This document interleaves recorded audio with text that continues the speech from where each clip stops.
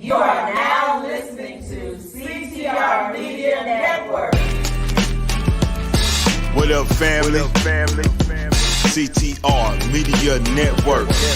Yeah.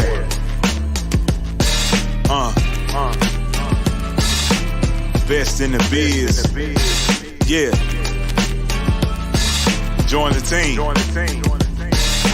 CTR is who we are, the media network, that's the best by far. Whether you listen at your home, at your job, in your car, come get the information that's needed above all, never lasting. Motivational podcasting, giving you the answers to the questions that you're asking. Serious talks and topics, how to come up and profit, how to better yourself, your health, and see if we... The podcast on CTR Media Network. That's me. I'm so happy to be here. Thanks to her, my podcast is doing great. To 350 million, they tuning in. We in 50 different countries, we all can. And like-minded, find your purpose and your assignment. Come get your fix, your feel, your mental alignment. Get active and speak to the masses. Build your influence, all levels and all classes. Now you know you can monetize and grow. CTR Media Network, start the show. CTR Media Network. CTR Media Network. CTR Media Network. CTR Media Network. CTR is who we are. The media network, that's the best by far, you know. CTR Media Network. CTR Media Network.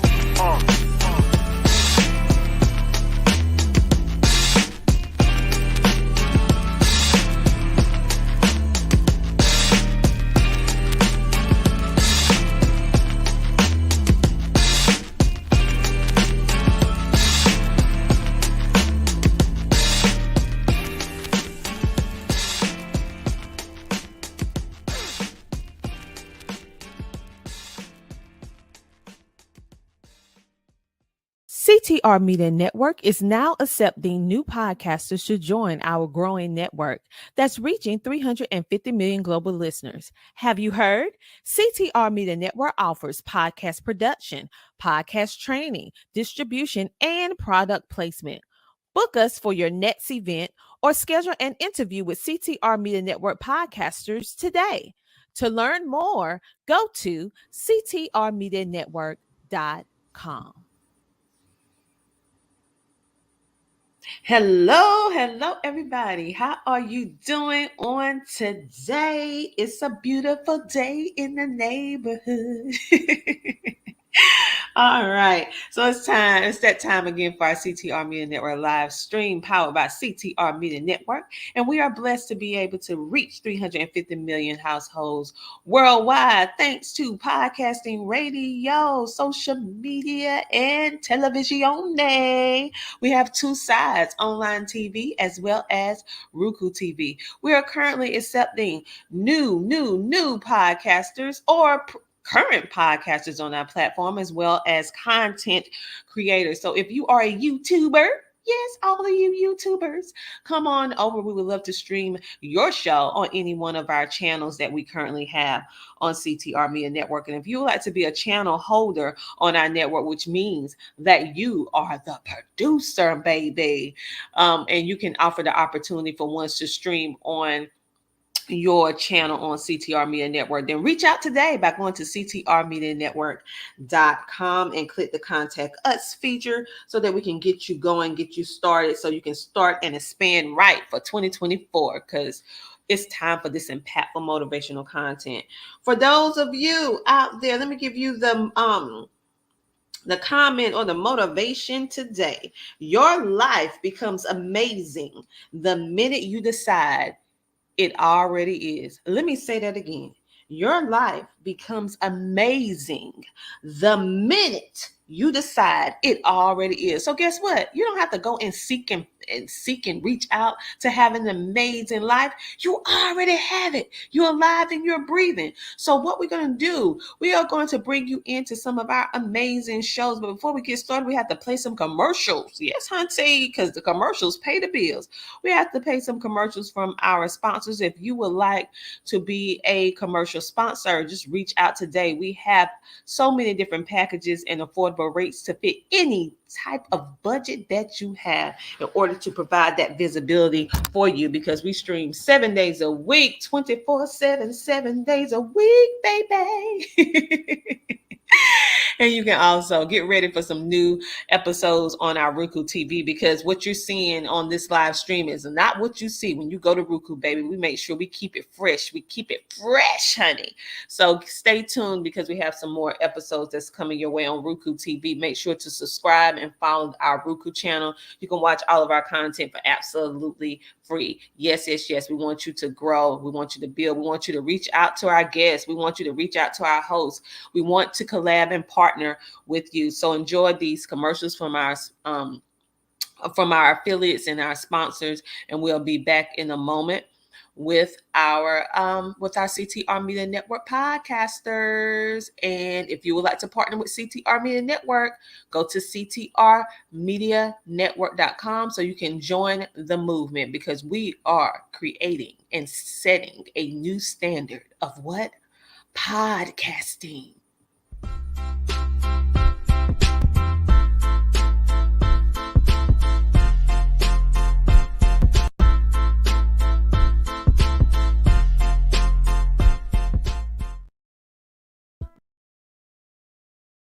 Join the She Trucking Foundation today and be a part of a supportive community of women in the trucking industry.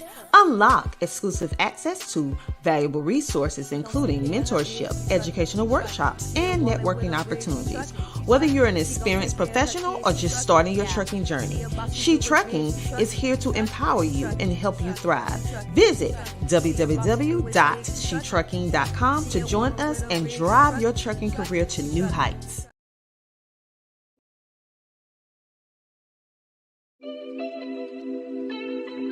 The Health Insurance Helper cares about their clients and their needs by offering customizable plans that are tailored to their budget. We are there for you day or night, because accidents just doesn't happen between 8 and 5. I'm Larry Blackman, and I would like to be your agent.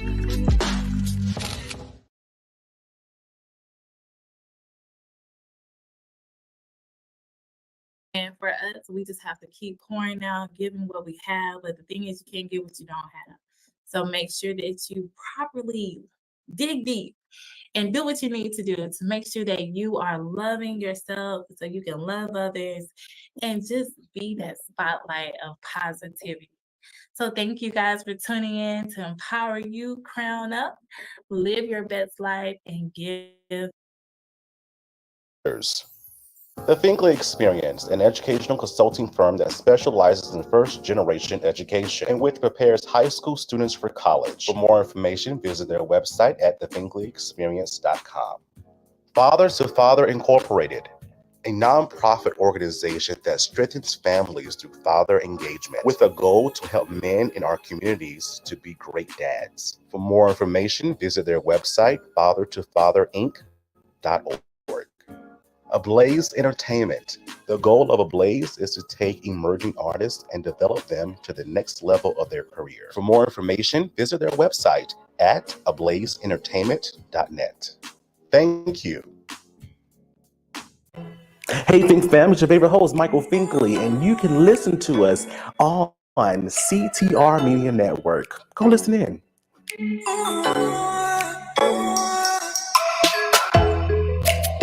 It's finally here. My brand new single, Biggest Dream Come True.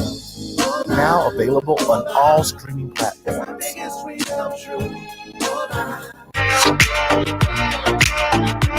Hi, I'm Eric Hansen, actor, producer, and director, and you are watching The Michael Finkley Show.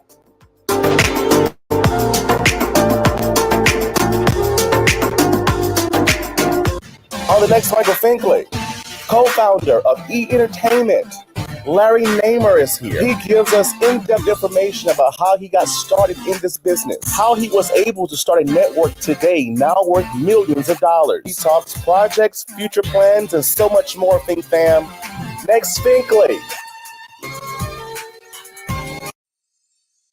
There's a new familiar face this time. Say hello to the new daytime. See it every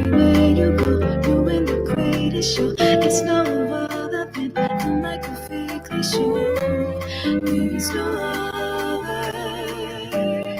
He's like no other. I'm so glad that someone resonates with me.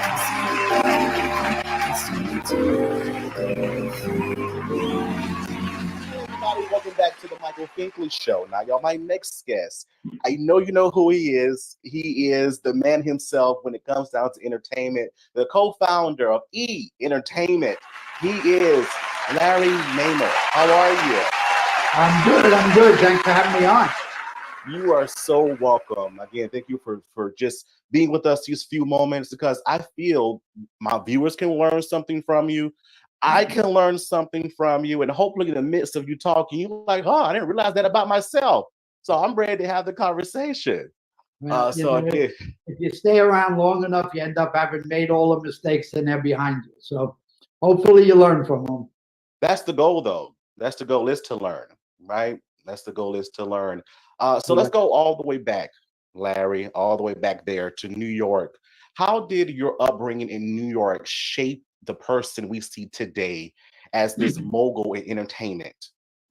I grew up in Brooklyn before it was trendy Brooklyn. Mhm. The area I grew up in is still considered the hood, Coney Island.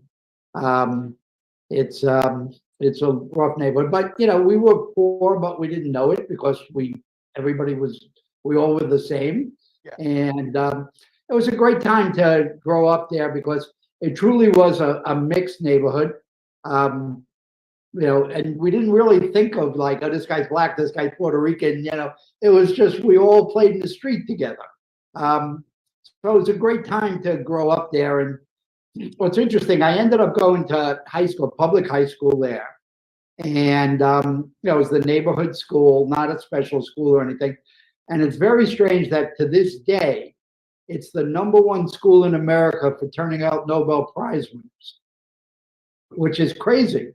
So on that hand, you had Nobel Prize winners. On then the other side, you had people that got into entertainment like myself.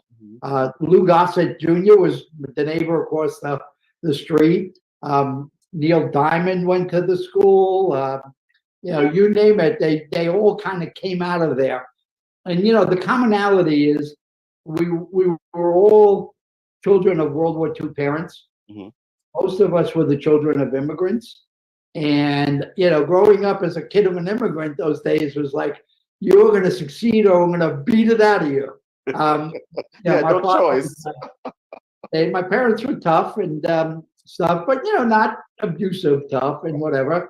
They just wanted the kids to have a better life than they did, and they were going to push us and stuff. So that's kind of the common thing. So that's where I grew up, and I ended up going to school in Brooklyn, and I was the first kid in the family to go to college.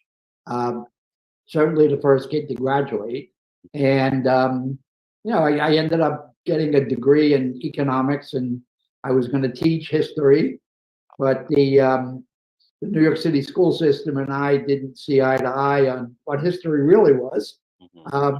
They wanted me to teach their version, and I didn't believe their version. So we parted ways, thank God. And, I took what I thought was going to be a kind of a mindless temporary job. Somebody said we just organized, unionized this thing called cable TV. Mm-hmm. I'm not quite sure what it is, but, go see this guy. And so they gave me a job splicing cables in the sewers of Manhattan. Wow. I wasn't even the real splicer. I was the assistant to the splicer. And I think I was the only person with a college degree in the company then. And so literally every day I would go under the streets of New York with the roaches and the rats and put wires together, and $90 a week and stuff like that. But I loved it. I thought it was a great job. And so that's kind of my introduction to the cable TV world. And then I really started to go, wait a second, this could be really cool if they do it right. Mm-hmm. And the company got bought by Time Incorporated. Time was a magazine company at that time. Mm-hmm. And this is way before Time Warner. And they decided that they wanted to spend 10 years migrating themselves from being a publishing company to becoming a media company. So it was time to be there because it was kind of the beginning of it all. And so I got put into what was called the video group. And, I don't know, maybe there were 10 of us in the video group. I was by far the youngest. And, by that time I had rose to become the director of operations. So I went from under the sewer system to the director of operations. That's a big leap, Larry. Yeah, and I was like 25 years old, and I was director of operations of Manhattan Cable, the biggest cable system in the U.S. And I think I had like 305 people report to me, all of which were older, which was an interesting dynamic. I could only imagine. And, but it was a great time to be there because it was like when we started home box office and Cinemax and using satellites. Nobody ever used satellites before. This guy, Jerry Levin, who was part of the video group, who ran HBO, said, "Oh, we're going to do satellites." And we all looked at him and go, "What the hell are satellites?" And, but HBO took off and urban cable took off. And, that was kind of where I grew up there. And I ended up spending my 10 years there. And I was the director of corporate development. And I was supposed to find new and inventive uses of cable television other than just providing good, silly programming. Right. And it was great. So, even before the internet, I was doing data communications and, remote medical diagnostics, just all kinds of crazy stuff. And so that kind of opened my mind up to like what all the possibilities were. Wow. So you use what you learned to establish what you wanted to in the future. Yeah, it was a great training ground because it was very corporate. So, they were all Harvard and Yaleys. And, so it was very corporate discipline. So I really learned about financing and money and managing and, all of that kind of stuff. And, because I was so young and in, such a visible position for them, they were always worried that I might say the wrong thing to the press. So they made me go through media training pretty extensively. Really? Which was great because it kind of got me comfortable. I mean, I could talk now to one-on-one. I could talk to 5,000 people. It doesn't affect me whatsoever. And that was a great thing to learn. But then what happened was I got my 10 years in and I said, "Oh my God, I'm going to invest in the pension fund." And I'm like 30 years old. I said, "There's got to be more to life than this." And it was just then that all the big cities were thinking about cable now because they realized there was more than just good reception. And there was a company that won the franchise for Los Angeles. And but the caveat that they had was they got the franchise, but they had to build it underground, not on telephone poles. Well, all the cable systems in the country were all built on telephone poles except Manhattan Cable. So they had no choice but to like find me and say, "Come out here." And, and I was just an arrogant, son of a bee at that point. And I just said, "Look, I'm a Brooklyn kid. I don't come to La La Land. I'm not doing that." And they finally just said to me, they go, "Well, what would it take to get you to move?" And I just named like 4 times what I was making. And they went, "That's absurd. That's ridiculous. No." And I went, "Yeah, okay, cool. Bye. Adios." And, but then, a few weeks later, they did call back. And it was like a cold winter and, living in New York. And, it's beautiful the day it snows, but the day after it's all black gook. And, cab comes by and splashes like cold snow all over me. And it's just like, what am I doing here? And then they called and said, "Look, what you asked for is ridiculous, but how fast could you get out of here?" And I went, okay. And, I just literally walked into my boss then, Manhattan Cable, and said, "I'm done. I'm out of here. Look at me. I'm covered in shit." And he said, "Come on, you want a new office chair? What do we need to do to keep you?" And I went, "There's nothing." I said, "Unless you can provide me sunshine 360 days a year, I'm gone. I'm out of here." And Wow. I literally packed up and left and went. And, it was kind of interesting because, Manhattan, I was in charge of all the, the technical operas, construction and installation and service and all of that stuff. But I didn't have programming. I didn't have finance or whatever. But when I came out to California to build Valley Cable, first it was the first 61 channel two-way cable system ever built in America. And again, I was the ripe old age of 30. And, they basically handed me a franchise paper and said, here's what you got to build. And by the way, here's the credit line with Toronto Dominion Bank. Have fun, see you. And they disappeared. And, literally all the company, including legal and everything, reported to me. So I had to grow up really fast. Very quickly. Wow. Wow, but you did it though.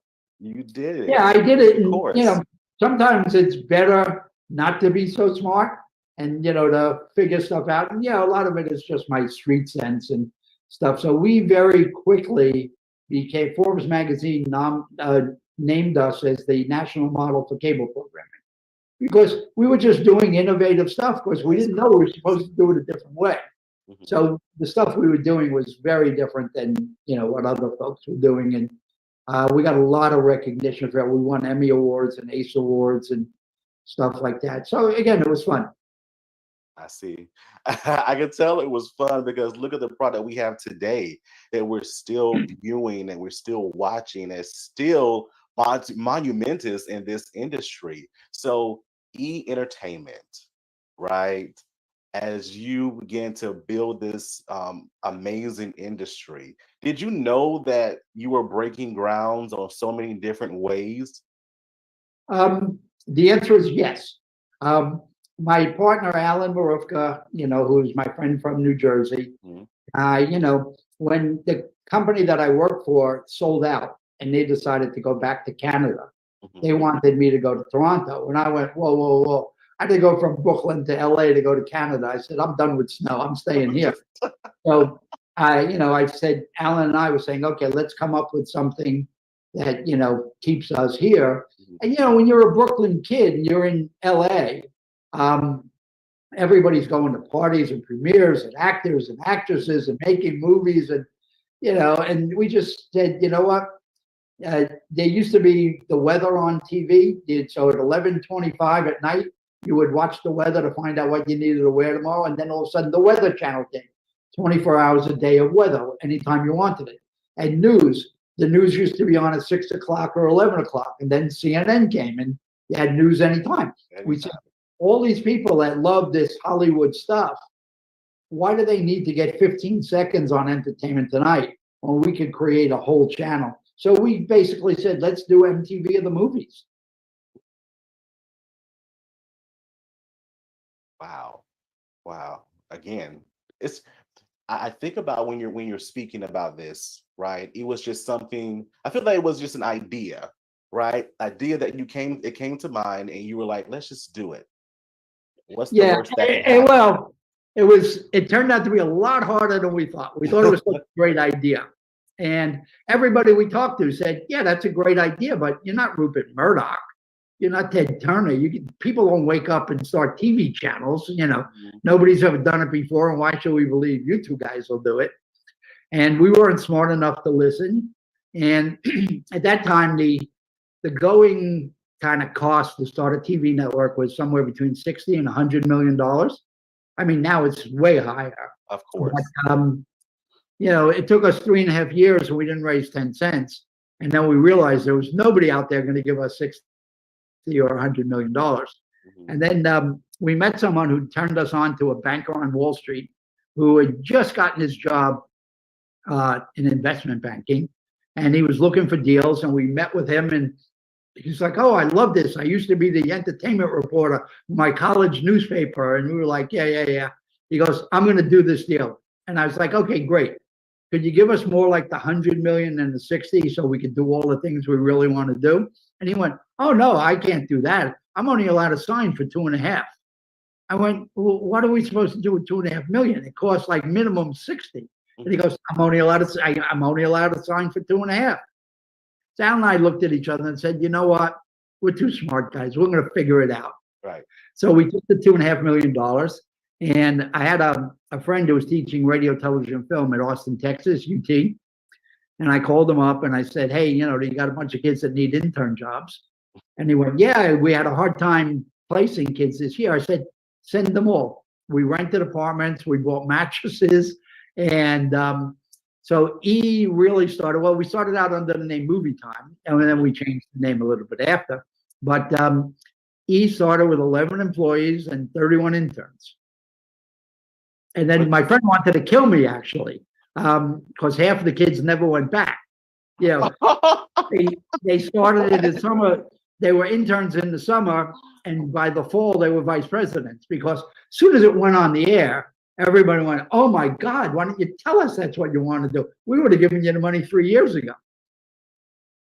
You know, it's always like that. And the light bulb clicked on years later. Yeah. Well, once you saw it, you just, you know, to Alan and I, it was so obvious. People around the world love Hollywood gossip. They love Hollywood disasters. They love all the Hollywood stories. So here we had, you know, the opportunity to develop them in detail. And, you know, people were real interested in, you know, how the business works, and not just, you know, what movie's coming out, but like how movies get financed and, you know, all of that. And we were able to do that because we had 24 hours a day. Gotcha. And, you know, we started very simply. You know, if you look at MTV back in the early days when they actually did music videos, you know, they had a host in front of a screen and went, and Madonna has a new video. Oh, we said we could stand a host in front of a screen and go, and Schwarzenegger has a new movie. You know, we said it's the same arm movement. I mean, and people loved it. And then, you know, we started getting into other stuff. We, you know, the first show we really did was Talk Soup. And, I remember that. With Greg Kinnear. Yeah. And, you know, people said, you know, Larry, you're out of your mind. You know, you want to do a TV show that makes fun of TV shows. And I'm like, yeah, exactly. Why not? You know, and, you know, we had Greg, and, you know, Greg was wonderful. You couldn't have had a better host, you know, for that show than Greg. And I think, you know, there are probably, you know, almost 20 people that have hosted that. The show ran 26 years. From my crazy, silly idea, a 26-year run was pretty good.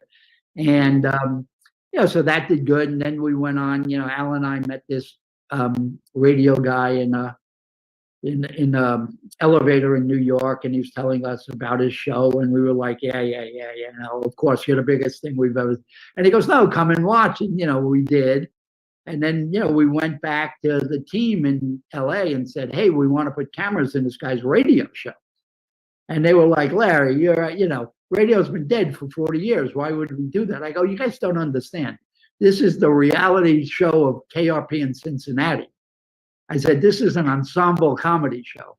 And, you know, that was Howard Stern. And, you know, so that went and did good. And, you know, and again, you know, Alan and I always looked at it and said, Hollywood is funny stuff. Don't try and make believe it's like rocket science or stuff like that. You know, so he did, you know, Wild on E and the Hollywood True Story. It was very irreverent.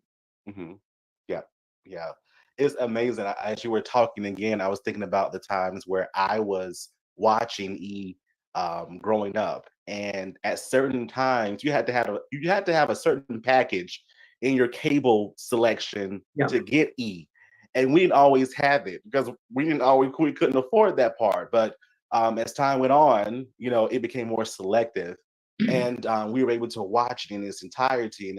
And I really loved because I love the whole documentary aspect. Yeah. So I really loved the whole True Hollywood stories and all that kind of good. Just seeing the behind the scenes things of people and how they were brought up, and that really opened my eyes up to, you know, me even having my own show today. So it really paved the way for a lot of individuals. I can only imagine, Larry, that there are a lot of no's in this process as well. How did you handle those no's? Before we found that one guy that wrote the $2.5 million check, we were rejected, I think, 71 times. Wow. You know, where we went in and pitched and were told, get out of here. And again, it was always, you're not Rupert Murdoch, go away. There was even one meeting that we went to where we sat in the conference room and the main guy came in like an hour late. I mean, just had to sit there and sit there and sit there. I mean, totally rude. And he came in the room and with carrying the business plan. Again, you had to print the business plan in those days, and it was like that thick. And he just sat down and he said, "Who had the nerve to send me this piece of garbage?" and throws the business plan at my head. And I'm like, I duck, and he didn't get me. And, I just said, okay, this guy obviously is not buying. But then again, I'm a Brooklyn kid. I ain't letting people throw stuff at my head. So I was just like, blah, blah, blah, blah, blah. And we went back and forth for like 20 minutes, like yelling at each other. And he just looked at us and said, "I like it. I'm in for $500,000. And I went, what? And he walked out of the room and he gave us $500,000. That's crazy to go through all that and say, "Here's some money. Goodbye." Wow. It was crazy. But, if you look at it now, everybody talks about influencers and all of that kind of stuff. He is now in 142 countries. Yeah. On any given day, he reaches 100 times more people than the biggest influencers on the internet. Think about that. I mean, that's crazy. Yeah. Let me ask you this, Larry. So from the eve that was started way back when to now, are you pleased with the progress that he has done over the years?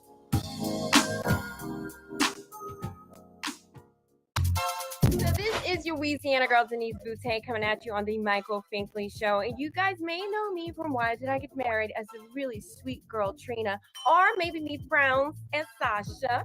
But I'm coming at you guys from the great state of California, but originally from Louisiana, because I can't lose that Southern girl, baby. All right, you guys stay tuned to Michael Finkley.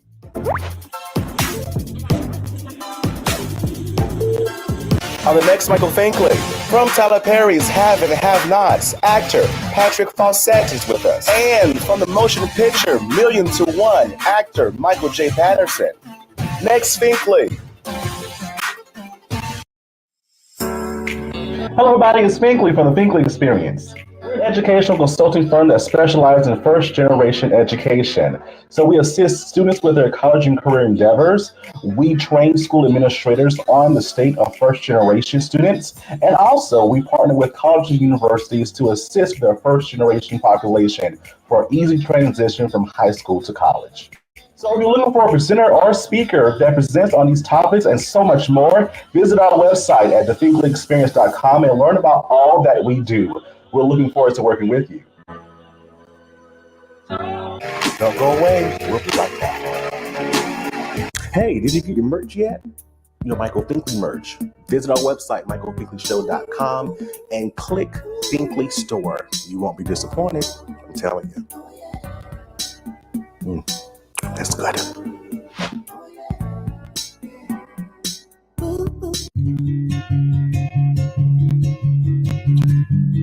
Welcome to Father to Father.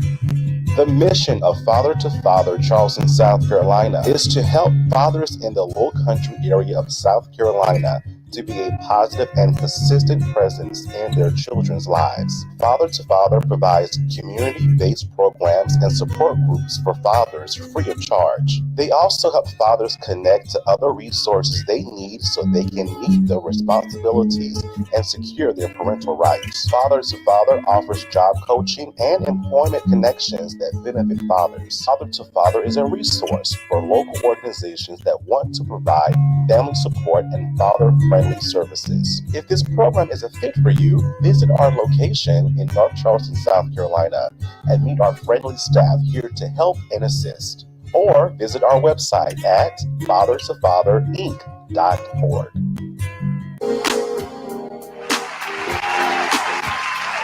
Let me ask you this, Larry. So from the eve that was started way back when to now, are you pleased with the progress that he has done over the years? Some of it, yes, some of it, no. Mm-hmm. I mean, I think, the folks that followed me, because I kind of got tired of being the corporate guy, I'm a creative and, I was spending all my time in like legal and board meetings and budgets. And I just said, you know what, I'm going to get somebody to do that other stuff, and I'm going to go and play international and do all of that. So some of the stuff, yes, the people that followed me did a really good job, in the day to day. Some of the stuff I wasn't happy with. When the Anna Nicole show was on, I just thought, I said, guys, you're pushing this girl too hard. I said, you're going to cause her to have a nervous breakdown, more than a nervous breakdown. She died. Yeah. I said, you can't keep pushing her the way you're pushing her. And, it turned out not well. Yeah, but then you look at the Kardashians and, there's a story that probably will never be replicated in our lifetime again. I mean, it's amazing. It's a multi-billion-dollar brand that was built on E. Exactly. And how much is it worth today? E? It's about 5.2 billion. Yeah. $5.2 billion in a network. Wow, that's just fantastic. Yeah. Our investors were very happy. I know.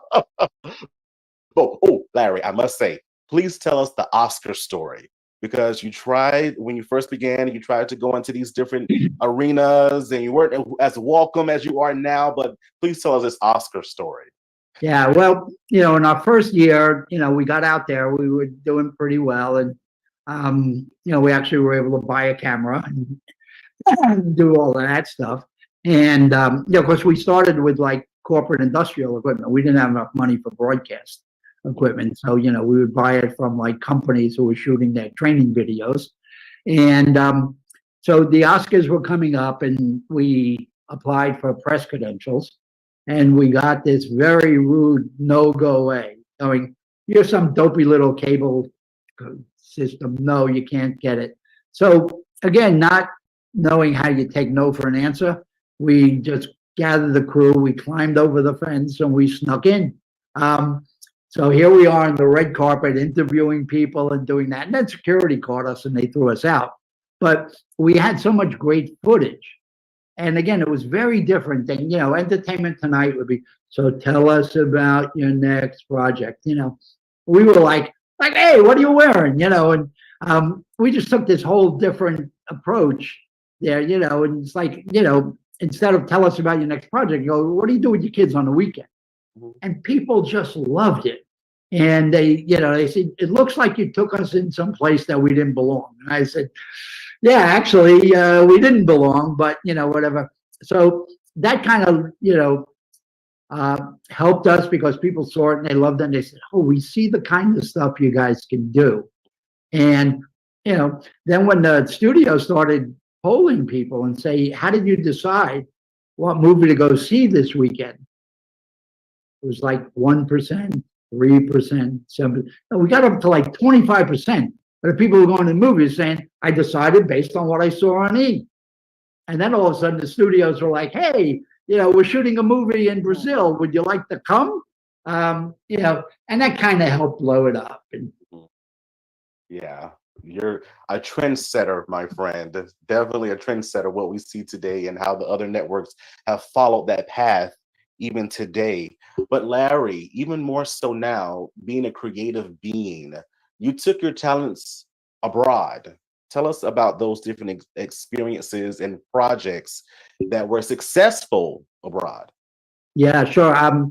I decided, I got to go to places where Rupert Murdoch doesn't mean anything. So I went to Russia and, just kind of as a joke. And, I was still at E and started doing stuff in Russia. And, it was just when they were going through the transformation from, this communist government economy to, whatever they became. And I met the mayor of St. Petersburg, and the mayor of St. Petersburg said, hey, could you help me start a charity for the Children's Hospital and the orphanage, because we're having a hard time getting money sent from Moscow to help us keep these things going. So we want to start a music festival. And I was like, no, I don't really do music. And they went, well, you got to know more than we do. And I went, okay, yeah, that's probably true. So we put together this thing called the White Nights Festival. Every year, it's 6 days, June 16th to 21st. We would do this music festival. We would bring major acts from David Bowie to Ringo Starr to Sheryl Crow, you name it, we brought them there. And we, over this 6-day music festival, we would raise 100% of the budget for the Children's Hospital and the orphanage. And, then people in the music business here were going, help us set up a concert for Paul McCartney. And I went, no, I don't do music. And they went, oh, when you needed us for your music festival, you did music, right? And so we ended up with a concert company that we did about 305 concerts, like major stuff, even 3 tenors on Red Square and things like that. And, and that festival ran 31 years. It stopped literally 2 years ago when this Ukraine thing started, because there's nobody that's going to go to Russia while the war is going on. And, but, so I was there, and then I decided that, well, this is fun, and, Russian people are too serious and have too many problems. Instead of reading Dostoevsky all day, let's give them soap operas. So we launched a soap opera there that was on 5 nights a week, and it ran 10 years. It was the #1 and #2 show in Russia for 10 years, which is crazy, but it did. And then I actually married the former president of Russia's niece. And so I married Brezhnev's niece, and we have a cute little Sasha who's now in Boston College. And we, when we divorced, I said, hey, your family comes from Russia. You keep the Russia company, and I'll take, the U.S. company. And so I just said, okay, where else can I go? And it was just then I got called in by the Chinese government because I helped the Russians rewrite media legislation. It's like, if you're going to bring in a Western economy, you have to have marketing opportunities that look a little bit familiar to Western marketers. So it's not like if you know the right person in the Communist Party, you do whatever you feel like. So, so I had come in and helped the Russians do media reform. And then when the Chinese realized they needed to do the same thing if they were going to build an economy, they went to the Russians and said, hey, could you help us? And the Russians went, no, there's a guy in LA that helped us. And so I got called in by the Chinese government. And, so I helped the Chinese rewrite media reform.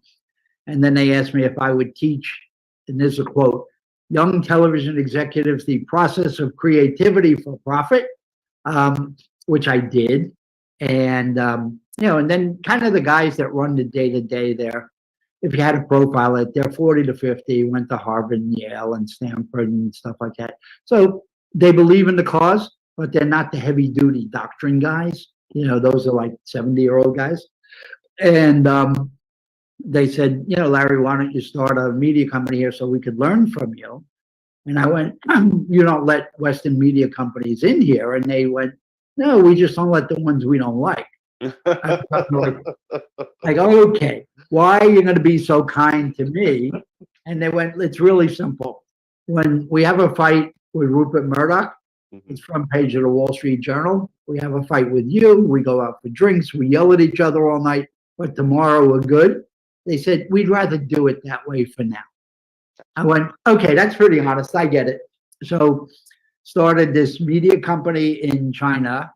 And it's still going. So, I don't get to go as often since COVID, but the company's doing fine.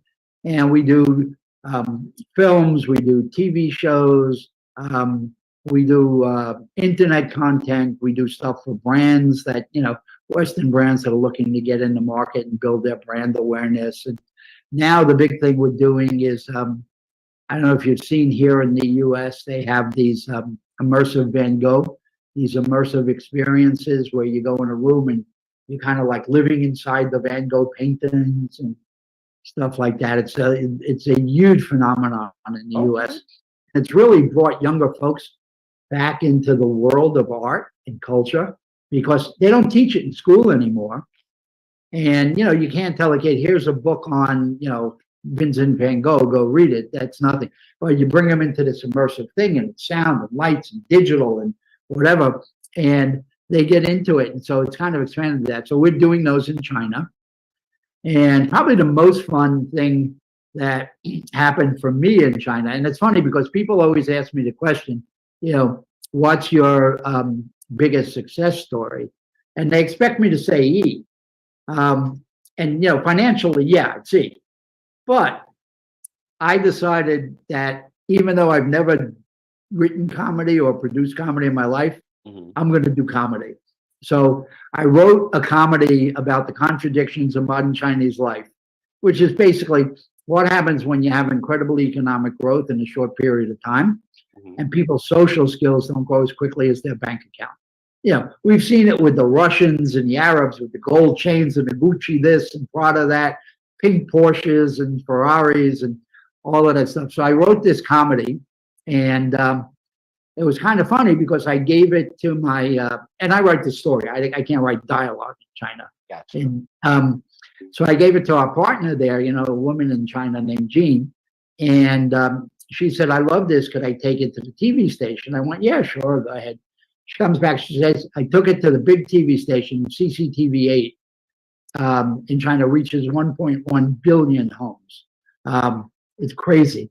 And she said, I took it to the head of station. He really likes it. And he asked to have dinner with the writer. And Tuesday night, we're going to dinner with Mr. whatever his name was. So I'm sitting there and they come in and the guy looks at me.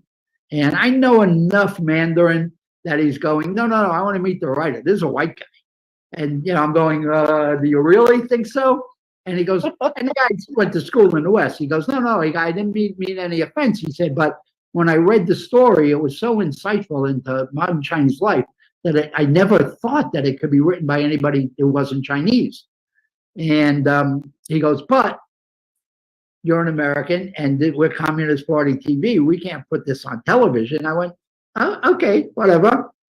But 2 weeks later, he called back and said, okay, I spoke to the propaganda department because they do have a propaganda department. And they said, yeah, they know who you are. You're okay. They said, but they really love the message of the story, which is not, it's got to be rich or got to be poor or city or rural. It's about finding the balance in life. It's about finding happy as opposed to, getting a new gold bracelet or, whatever. And they said, if we want to do it, we can do it. And I said, okay, what does that mean? He goes, let's do the series. So I ended up doing the series, and we ended up doing 72 episodes of this story. It was called Return to the Village of Good Fortune. And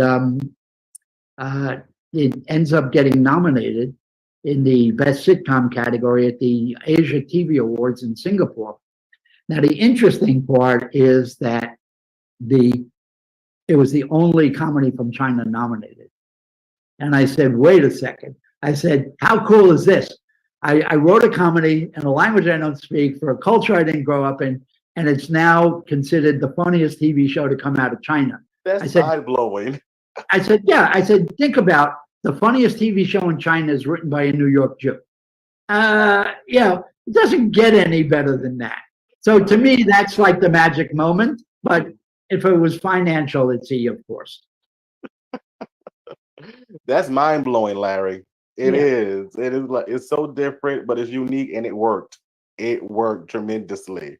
Yeah. So, that's the one that I look at even today and I go, how did I do that? And that one amazing. E to me was logical. People like Hollywood gossip and train wrecks. I get it. Yeah. So we executed it very well, and we did really well in building the company. But to write a comedy that I've never written comedy before in a language I don't speak is crazy. That is crazy. That is crazy. I must ask, in all that you've done across seas, in the States, all the awards that you've won, do you find yourself a success?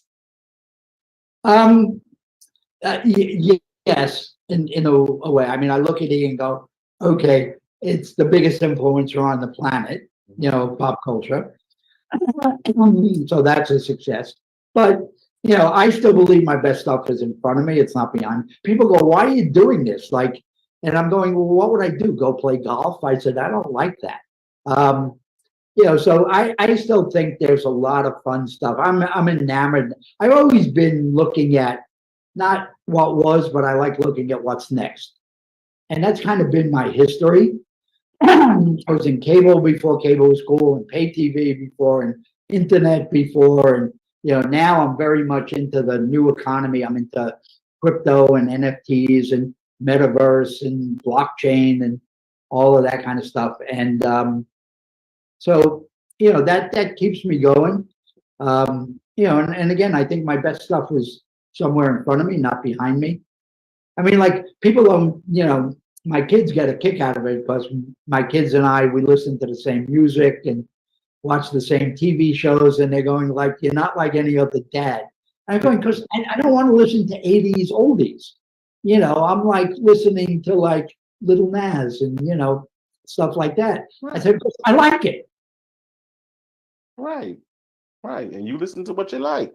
You do what you like. There's no box. There's no box. And that's what people do. They put us in boxes to say that you should like this because you're this age or you act this way. No, let me be me. I'm going to be me. If you don't understand that, then so be it. But I'm going to be me. How do you stay focused? Because you've done so much. A lot of people in your position, like you said, that you've done so much in your past, they have the big head, right? But how do you stay grounded? Well, first, growing up where I did and how I did, my parents were, they were tough.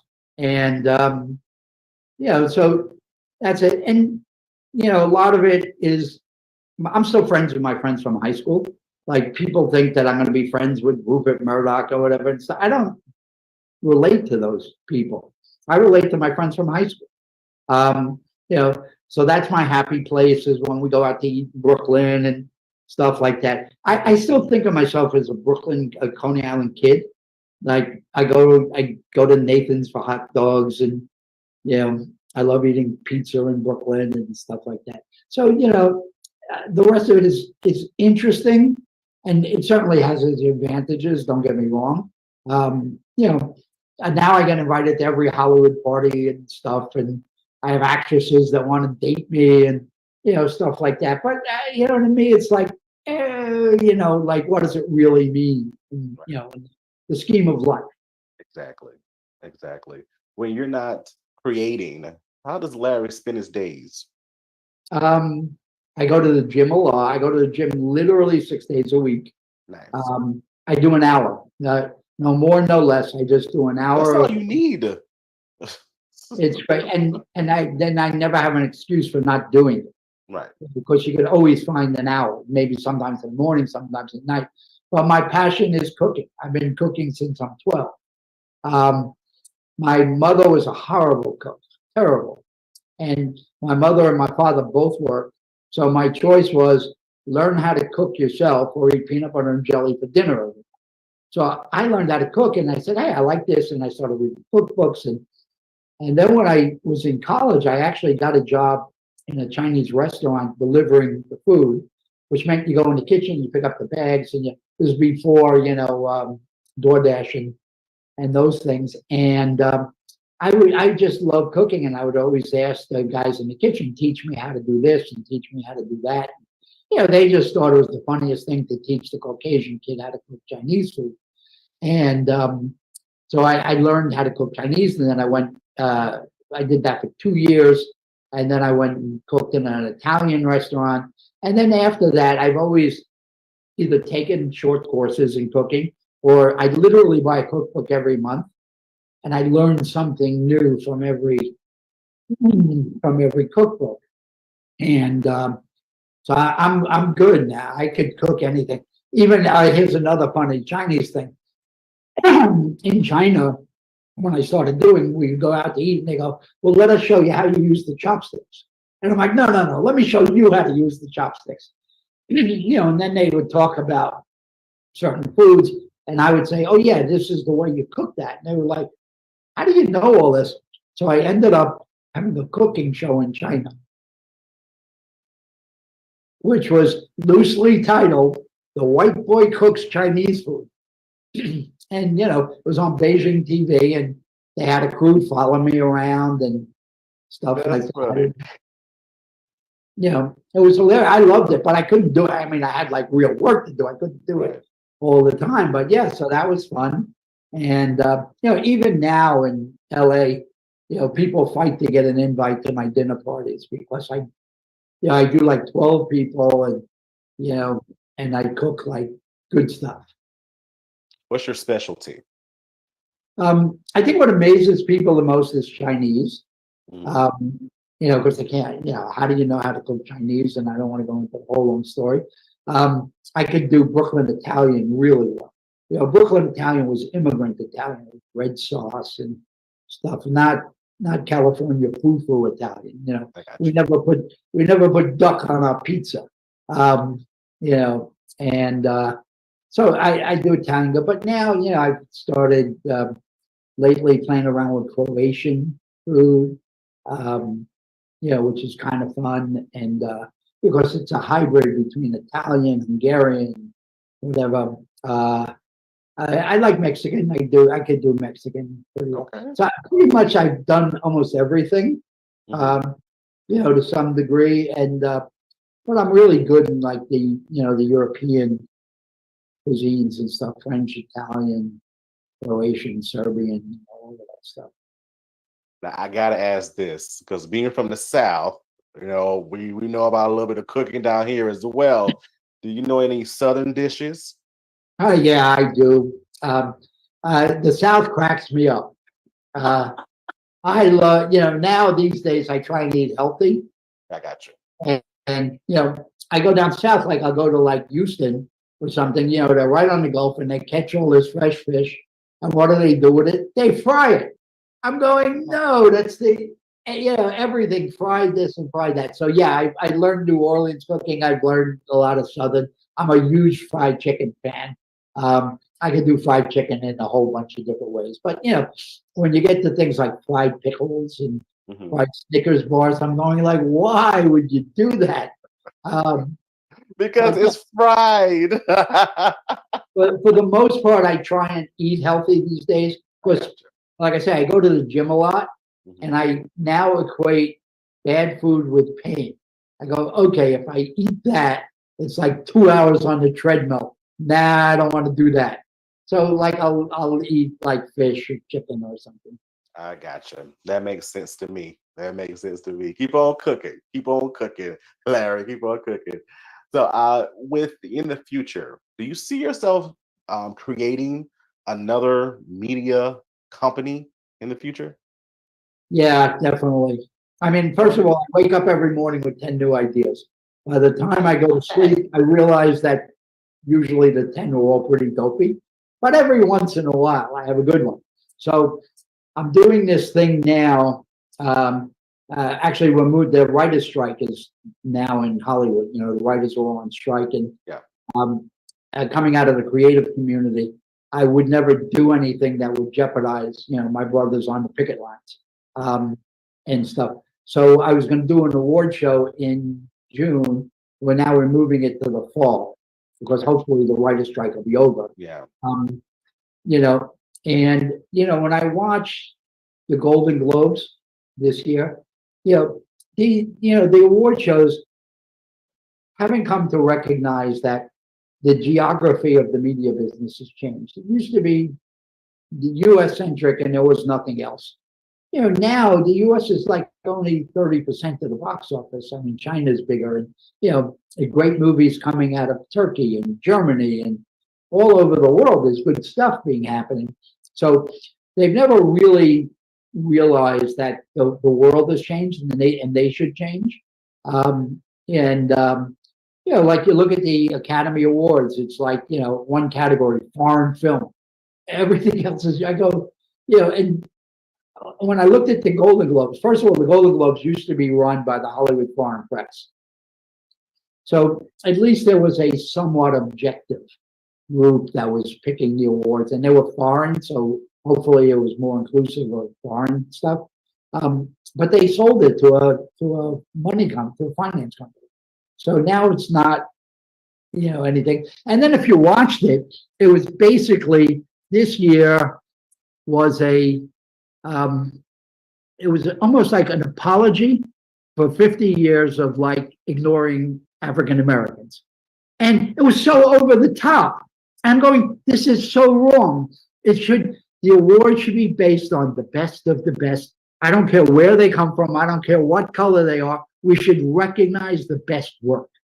Plain and simple. No politics, no nothing in it. So, and then, you looked at the Academy Awards and it was basically an apology to Asians. And I went, okay, yeah, you've been shitty to Asians for so many years, but now to just pick a movie that I thought was okay, but say this is the best movie of the year, to me, it wasn't the best movie of the year. It was kind of there trying to make friends with the Asian community again. I mean, there was a movie that came out of Germany called All's Quiet on the Western Front. And the movie was in German and it was brilliant. It was by far the best movie of the year. But I said, it can't win because it's a foreign film. And, so I said, okay, I'm going to take this on myself. So we started, myself and a guy named Chris Nook, who really comes out of the tech world, the financial tech world. We're starting something called the Nifties, NFTYS. And it's let's call it the Oscars of the metaverse.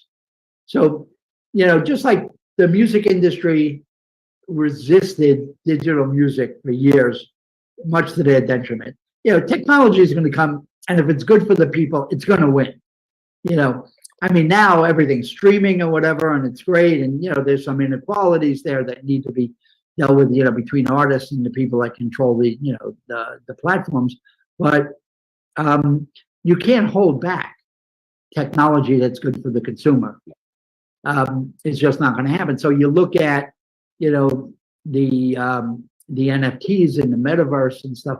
This is going to happen whether Hollywood or the media world wants it to happen or not. So rather than fight it, my feeling is get behind it and become part of the change, and make sure that it's done right.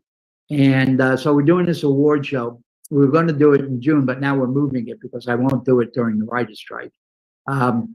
And it really recognizes the best work in NFTs and AI and, metaverse and stuff like that. And hopefully we'll get to do it in the fall. We're going to do it. I mean, we're well organized now and stuff like that. But it really is, we had to form our own academy.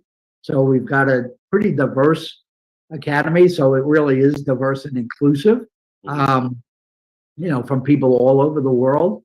And it's a recognition that, this is a global business, not a US-centric business. And it's not white, it's not black, it's not this or that, it's all. It's the most creative people should be celebrated. But some of the stuff we're doing is pretty cool. So out of this studio in Las Vegas, it's the most advanced studio I've ever seen. So built on top of a Zoom platform, they built the software so that we could do 570 million simultaneous live streams. So, so it could go out pretty wide. And in order to get one of the streams, you need to buy the NFT or the token. And really what that is, if you went to a concert or you went to a play, you always got this program. It was like your memorabilia. So the token gets recorded on the blockchain, so it really shows that you were there and you went to the first NFT awards ever to be, and that stands for that stands for all time. So nobody could ever dispute that you were there, and that's your admission into it. And and one of the things that's interesting, like you look at the the Woodstock 1969, there were 500,000 people who were there roughly. But yet when somebody did polling of people around the world, 20 million people claimed that they were there. So how do you validate and authenticate a lot of stuff? So we're doing that. And then the nice part is in China where they don't let you stream direct to the home. So we deliver one of the 570,000 feeds and they rebroadcast it. So they're going to get somewhere between 3 and 7 million people picking up off of one feed. So we've got that. And then On the rebroadcast, I have 193 million homes around the world carrying rebroadcast. And, some of the fun stuff, I'm using artificial intelligence. So when the host speaks English, when the feed goes into France, the host is speaking French. When the feed goes into Spain, the host is speaking not just Spanish, but Spain Spanish, the dialect. When he goes into Mexico, the host is speaking Mexican Spanish. And AI is so sophisticated now, in this stuff that you can't see you don't know that he's speaking English. He's speaking that language. And I think we're up to now, we're going to go out at about 34 different languages. And which is kind of fun, incredible. And then we have the ability to mint NFTs literally on the fly. So when the host is going to be wearing a dress, I have a friend of mine who's a really cool designer named Richie Rich. Richie is like, a huge figure in the LGBTQI plus community. And he dresses Gaga and late Katy Perry, and he dressed Madonna and on and on. So he's going to dress the host, but we're going to be able to mint that dress. So somebody could buy the physical dress, but also buy the digital version of the dress. So if you want to dress your avatar like Lady Gaga, you could buy that NFT, and it gets recorded. So nobody could ever question its authenticity because it's recorded on the blockchain. We have some singers. There's a young kid from named A.Y. Young, who's a young rapper, and he represents sustainability for the UN. And he goes around the world, singing and trying to get young people to pay attention to the fact that we're screwing up the planet. And so he's going to do original music, and we're going to be able to mint that version of that song and sell it, and the money will go to the UN to do this education stuff. And he doesn't have to give up any of his rights. So the artist still maintains the rights, which is really cool. So, we're doing that kind of stuff, a lot of fun stuff. That is fun. Oh my gosh. I love how you continue to dream and you make those dreams come to life. And that's one thing that's why I started my platform. This is my biggest dream come true. Now I have to continue to dream bigger. Larry, what is your next biggest dream? My next biggest dream, other than perfecting my Peking duck recipe, I love it. I really like building this academy and the award show, because I really do think it's a game changer. Again, I've done stuff all over the world, and I know people all over the world. I grew up in a very mixed neighborhood and stuff like that. And I think it's time for the media world to adapt to the fact that it's different now than it was 30 years ago in every way. So, building this award and this academy to truly be diverse and inclusive and fair. And again, it's not favor this one or make up for past mistakes. It's the people that do the best work should be recognized, and there should be no other consideration. So that does it for me. I'm kind of in what I call my Kardashians repentance phase, where doing socially responsible stuff. So there's a woman that does all these TED Talks about parenting. Mm-hmm. And so we're creating a series around her called Conscious Parenting. And when you think about it, being a parent in today's world is unbelievably complex. I mean, when I was a baby, my mother brought me home from the hospital, and my grandma lived upstairs, and my aunt lived next door, and my mother had a support system. Now, these kids go away to school, typically. They get married. They don't return to where they were born and raised. And, they get married, and then they have a kid. And now you go to the hospital with a kid, you're in and out the same day. And they basically hand you this little thing, and they go, here you go. And you're like, what do I do with it? There's nobody there to support you. So, and then, it gets more and more complex, to think that, a lot of folks go, I can't wait till my kids are, 18 and out of the house. No, you're the parent for the rest of your life. And, like it or not, you are. And, so you got, school shootings, you got bullying, you got gender ID issues. It's so complex now that, we're developing this series that basically tries to help parents and kids with the realization that, these kids, it's not the old days. When I was a kid, it was children should be seen and not heard. And, if you did something bad, you got to smack across the head. Right. It's not today's world. Kids have opinions and they're people, and you got to treat them like that. Otherwise, they grow up to be depressed and find guns and shoot their friends in school. I mean, there's a lot of the problems that go on today, which are really all stem back to the fact they weren't brought up properly, or they weren't brought up in a house that cherished them and loved them and, did all that stuff. So, that's the one I want to see there. And again, because I think the world needs it. Exactly. Especially in 2023. We've gone through just so much. And we need that assurance sometimes in life. Just saying, you know what? You got this. It's going to be okay. Give a helping hand. Share an encouraging word. It doesn't cost a thing. Yeah. And, and just, Catherine Sellery, who's the host of the show, she does TED Talks all around the world. She really is a great expert. And, but, what we're doing is in the show, we're providing counterpoints. I'm bringing in co-hosts from different cultures. So, in one, I actually have a woman who grew up in a village in Nigeria, and she's got a whole different way of looking at bringing up kids than Catherine does. And it just makes an interesting discussion, and it's a discussion we need to have. Gotcha. Most definitely. I must say, Larry, I had a pleasure in chatting with you. Oh my gosh, this has been the highlight of my day. When you talk with different people, because you talk with such passion about what you do, when people come to you and they're like, I'm just getting into this field, of entertainment, I wanna be the best that I can be. And me included in this, I am an educator by trade. I've been in the classroom for 12 plus years, but now I'm venturing off into this new arena that I'm beginning to love. I love so well. What advice do you give to those individuals that come to you and say, I want to be the best? What can you tell me? Well, everybody uses that phrase, follow your passion. Mm-hmm. I'm kind of the anti-passion person. I think my message is you got to be honest with yourself.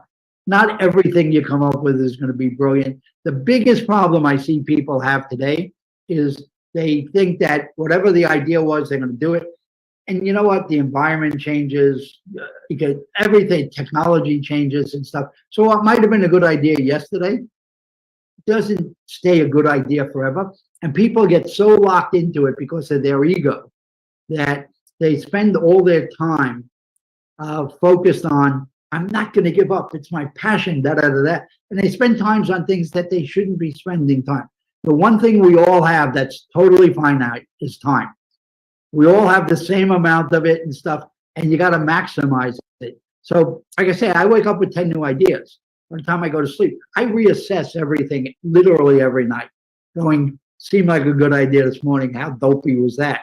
And, once in a while. So I only put my time into those things that have a reasonable chance of success, where I see loads of people just hanging on because their ego will not let them just admit, okay, it wasn't so good, next.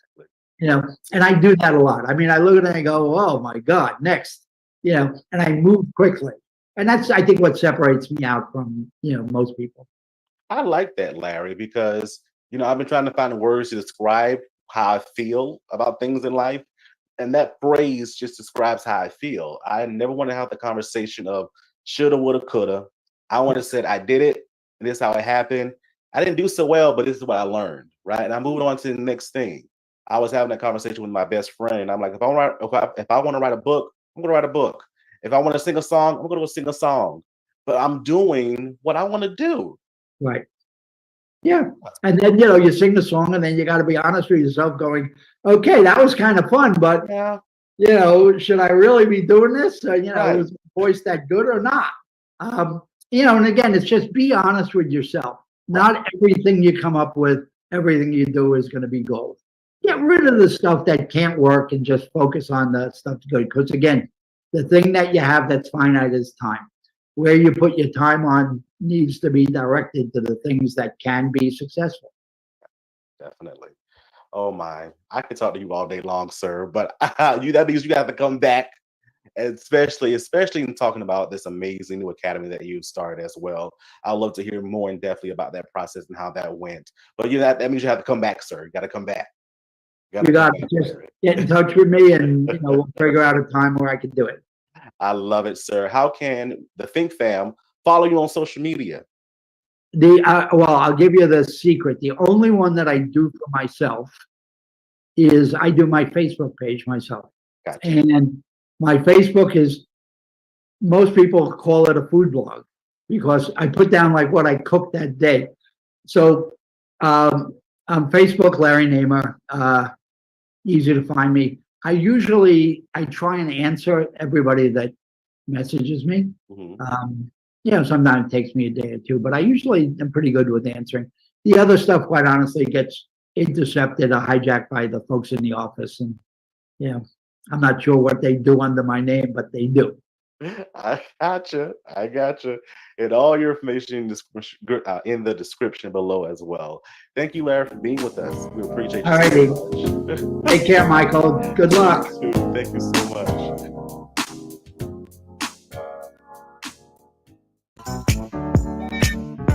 Hey, this is Nelson Estevez, aka Alonzo from Tyler Perry's The Oval, and you're now watching the Michael Finkley Show.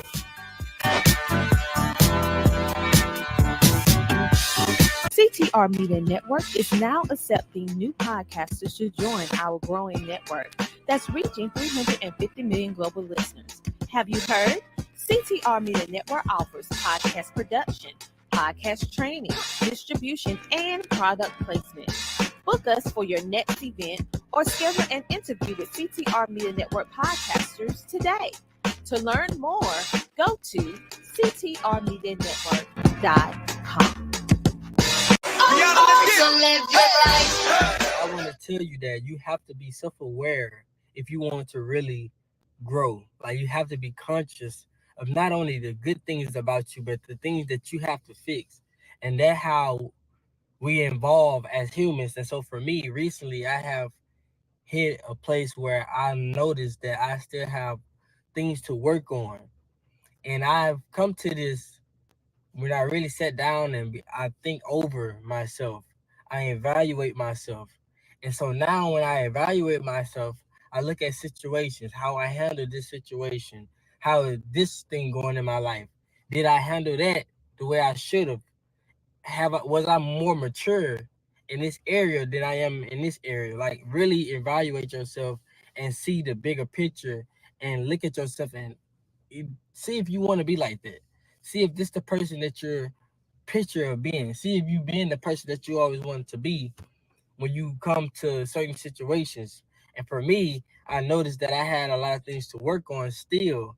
And sometimes we think we already got it made. We think we already fixed. We think we already whole. We think we're already healed. And a lot of times we're not. A lot of times we're just on this journey. And sometimes you feel like you at your highest. Sometimes you feel like you at your lowest. But that's a part of the journey. But be always conscious of where you're at. Be always self-aware of where you at in your life right now. So you can make adjustments. So you can evolve. So you can fix.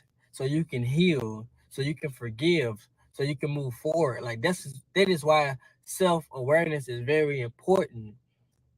So you can be aware of what you need to fix in order for you to go to the next level. Because it's new levels every day, especially when you want to reach a certain type of height in your life.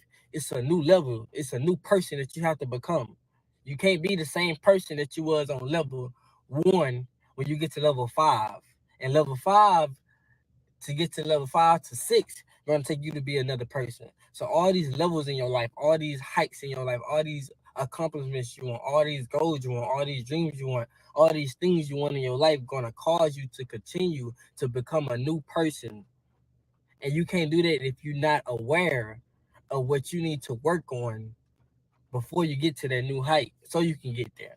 So always be self-aware. Always be self-conscious. And you will see. Hey, what's good? It's Vashawn Mitchell, gospel recording artist, and you're watching The Michael Finkley Show. Keep it locked. You will see the goodness of the Lord. On the next Michael Finkley, from Tyler Perry's Have and Have Nots, actor Patrick Fawcett is with us. And from the motion picture Million to One, actor Michael J. Patterson. Next Finkley.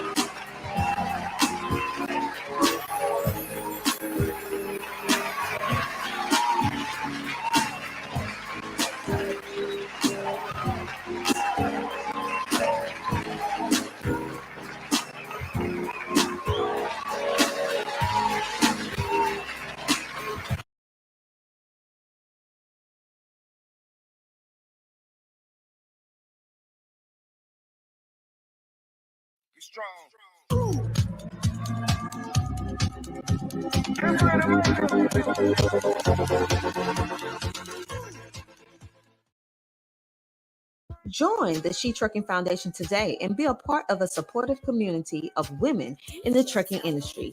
Unlock exclusive access to valuable resources, including mentorship, educational workshops, and networking opportunities. Whether you're an experienced professional or just starting your trucking journey, She Trucking is here to empower you and help you thrive. Visit www.shetrucking.com to join us and drive your trucking career to new heights. Welcome to the Enjoying Life podcast.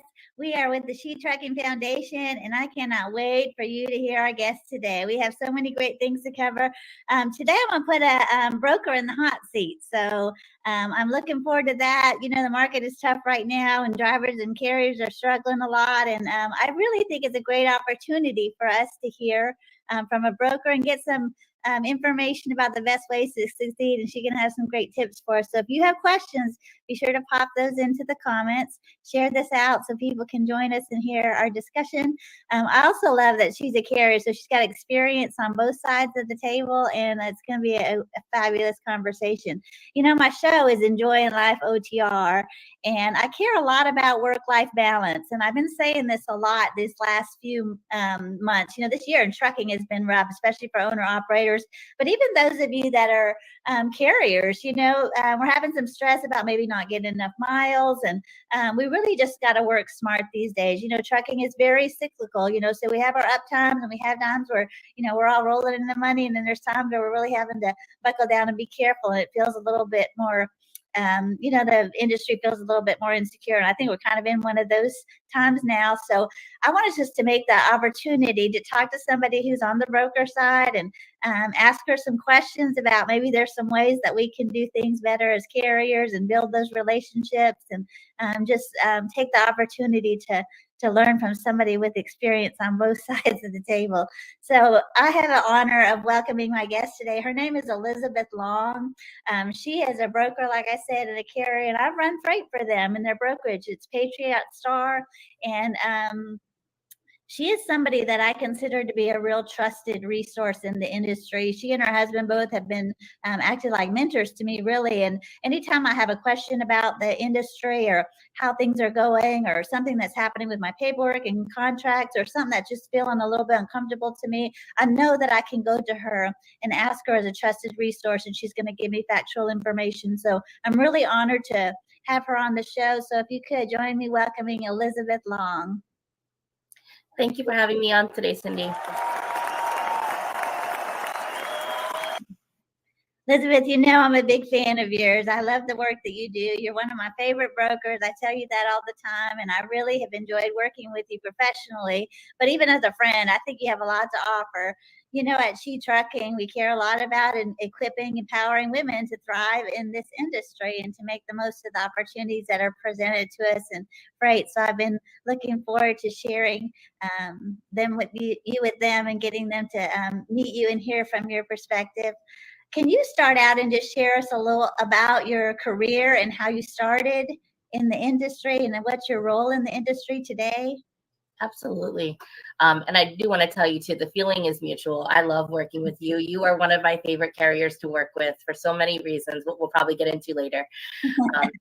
So the way I got started in the industry, to be honest, I never thought I would be in transportation, trucking, logistics. I never in my wildest dreams thought I'd be a part of this. But I met my husband, Kenny Long, and we got married, and he had a CDL and owned a truck, and he'd been driving for probably about 15 years when we'd met.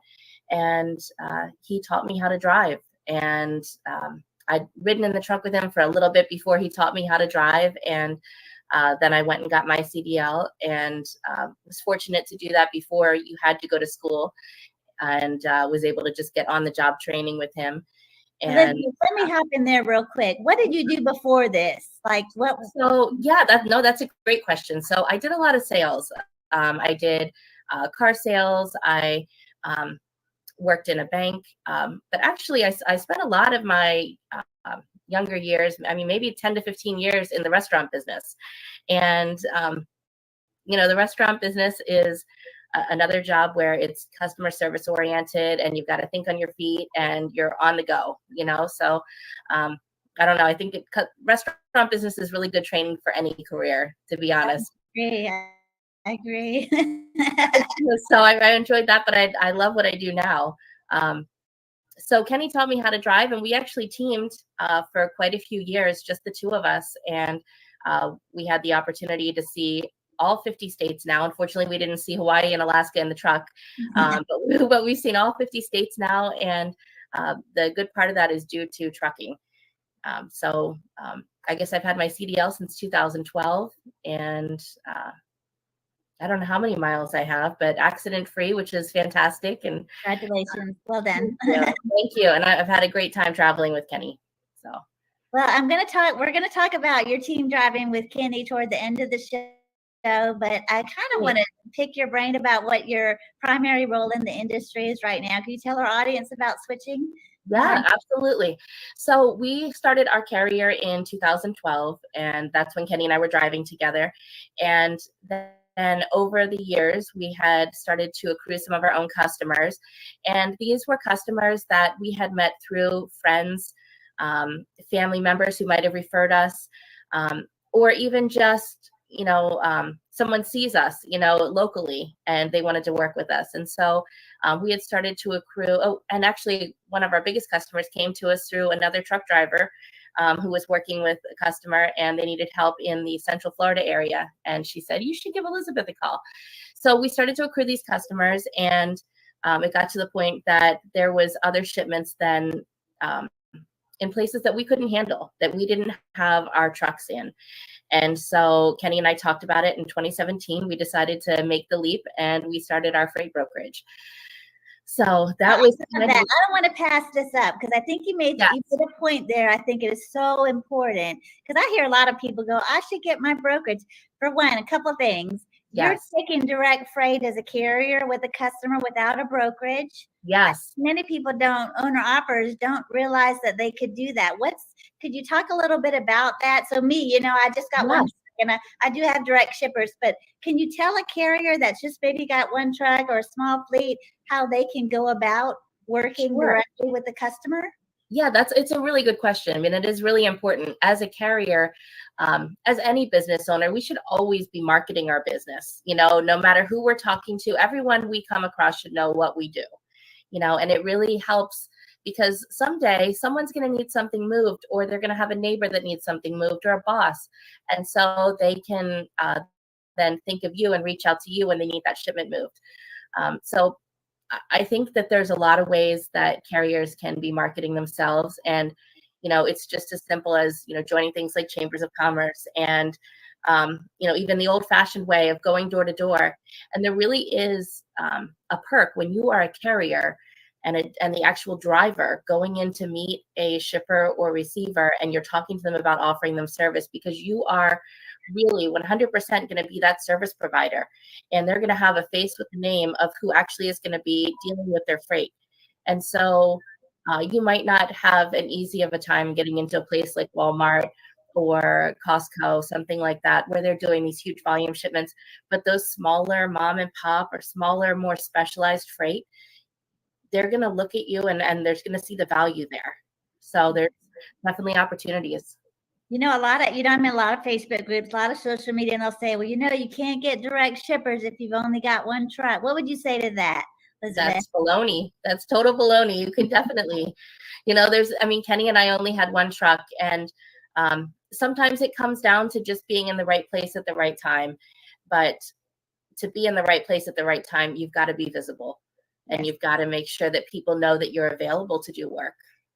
So. Okay, I love some things you said. I love telling everybody that I'm a trucker. Everybody I meet knows a trucker. Yes. I run a trucking company, so don't miss that, people. That's a great tip right there. It's so valuable. You just run into people, give you referrals that just wouldn't have even thought to give a referral. That I didn't even know you'd interested in a new, additional customers. My brother has a warehouse over there, so talk it up. Love that. Great advice. I have another question about really practically, how does it, when I started, I had been booking all my freight through brokers, which many new carriers do that. And then I started venturing out thinking, I think I'm going to just go ahead and get my own direct shippers. And I do have some, but, I had a process about that. But one of the things that made me most nervous is like checking their credit. Like, what's that procedure like? With brokers, I just run it through my factoring company, and it's real easy for me to check a credit of a broker. And, how would I go about doing that as with a direct customer? What would that really is a challenge. And I don't know that I have all of the answers on that, unfortunately, especially in this economy right now, because there's a lot of businesses that are struggling, maybe even behind the scenes. Yes. So I think that the wisest thing that you can do, when you're getting set up with a new customer, is start off small and set your payment terms. Don't be afraid to ask for payment up front or COD. Meaning cash on demand. Don't be afraid to ask for payment immediately or upfront, because there's a lot of small shippers and receivers that will offer that to you. And if nothing else, maybe set the terms at 15 days, and that can help you get a better handle on, if they are getting behind, sooner. So I think that's the thing I think people don't realize is that, on the shipper side, they're used to people asking for their credit. Yes. That you're going to spend a lot of money on fuel. You're going to have to pay your driver. And so they're expecting, that's a very normal part of their, business, whether they're signing up for a new brokerage to run their freight or they're signing up with the carrier directly. It's a very common practice to ask to see, a credit history and ask for referrals of, so I'm always say, just ask them you can do a credit check. And yes. There are some resources with that, and it's slipping my mind right now, but there is a big resource where you can check credit on basically any business. I don't know that it's always free, but you can also check on things like Google. And, sometimes factoring companies will have these shippers in there if someone else has factored their freight. But really just do a little bit of research, and, if you are actually showing up there at the shipper or receiver, keep an eye out on things. How do things look like they're going? Are the employees looking relaxed, or are they stressed? You'll hear things if you're in and out.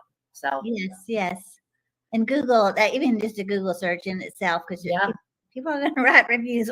Yes. If they're not getting paid 100%, you're going to see reviews there on Google. So That's great.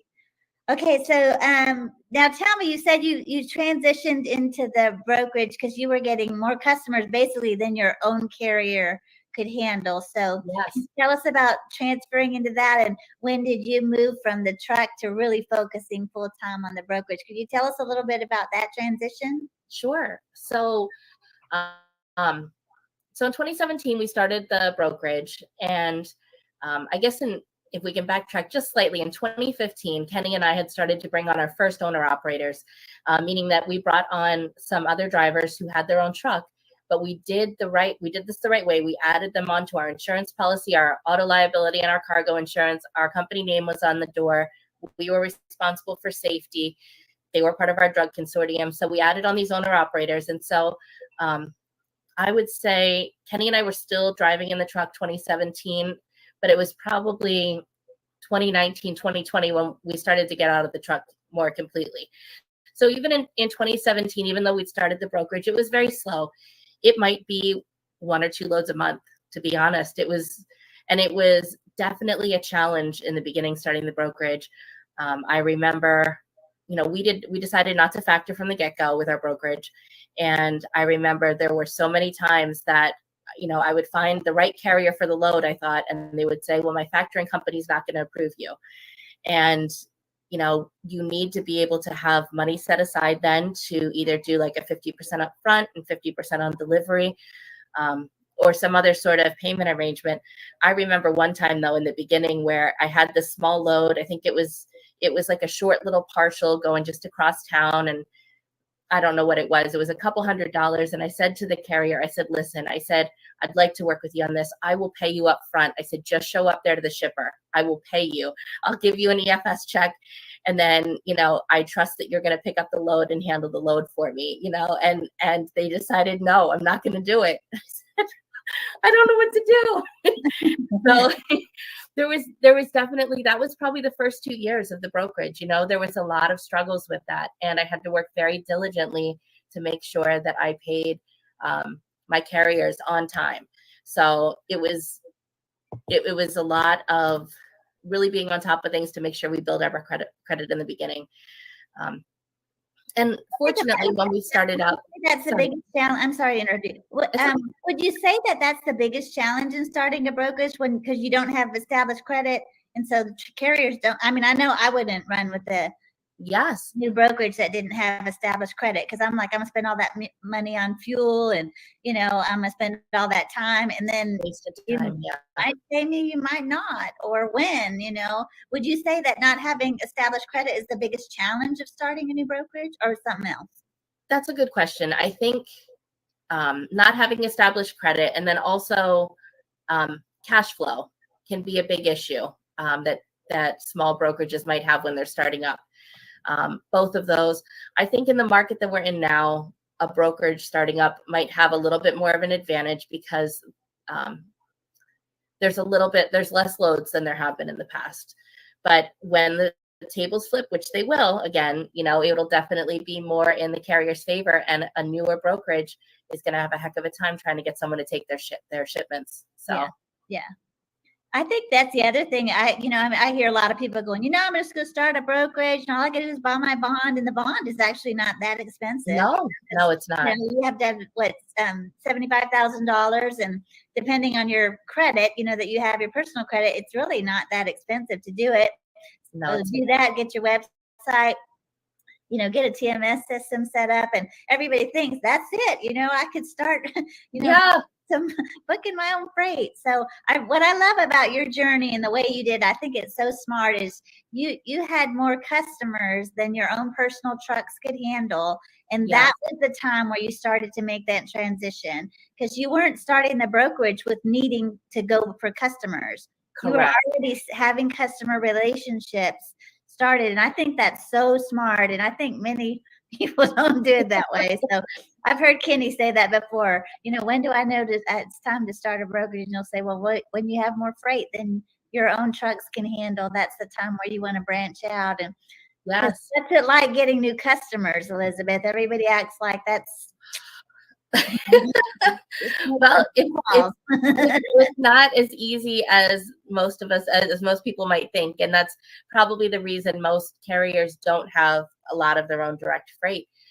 It takes a lot of calls. Kenny and I actually at one point had hired someone that we had known. He worked with a different brokerage, and we hired him on salary just to do outbound calls to try and bring in new customers. And we paid him for an entire year, and he did not bring in anyone at all. Yeah. So I don't know if it was his methodology that, just wasn't working, but it's really not that easy. It comes to acquire someone who wants you to handle their shipping. It really comes to being at the right place at the right time, and you have something that solves their problem, and a lot of times, as business owners, unless there is an issue, unless they're not happy with what's happening with their current service provider, they don't want to have to switch. Right. You know, they're comfortable with the status quo, and you know, unless they're unhappy with the price or the service, or you know, something major has happened. So you know, sometimes it means following up for a couple years until someone might be ready to switch. Okay, listen, everybody. Did you hear what she just said? The time that it takes of so much wooing and wooing and wooing, trying to really build that relationship and keep putting your name and your face in front of that customer. It takes so many times of calling and building those in. And then the market is so fragile right now. The rates are so competitive that shippers, their phones are blowing up all day with people saying, I could beat their rate. Give me a shot. Just give me loads.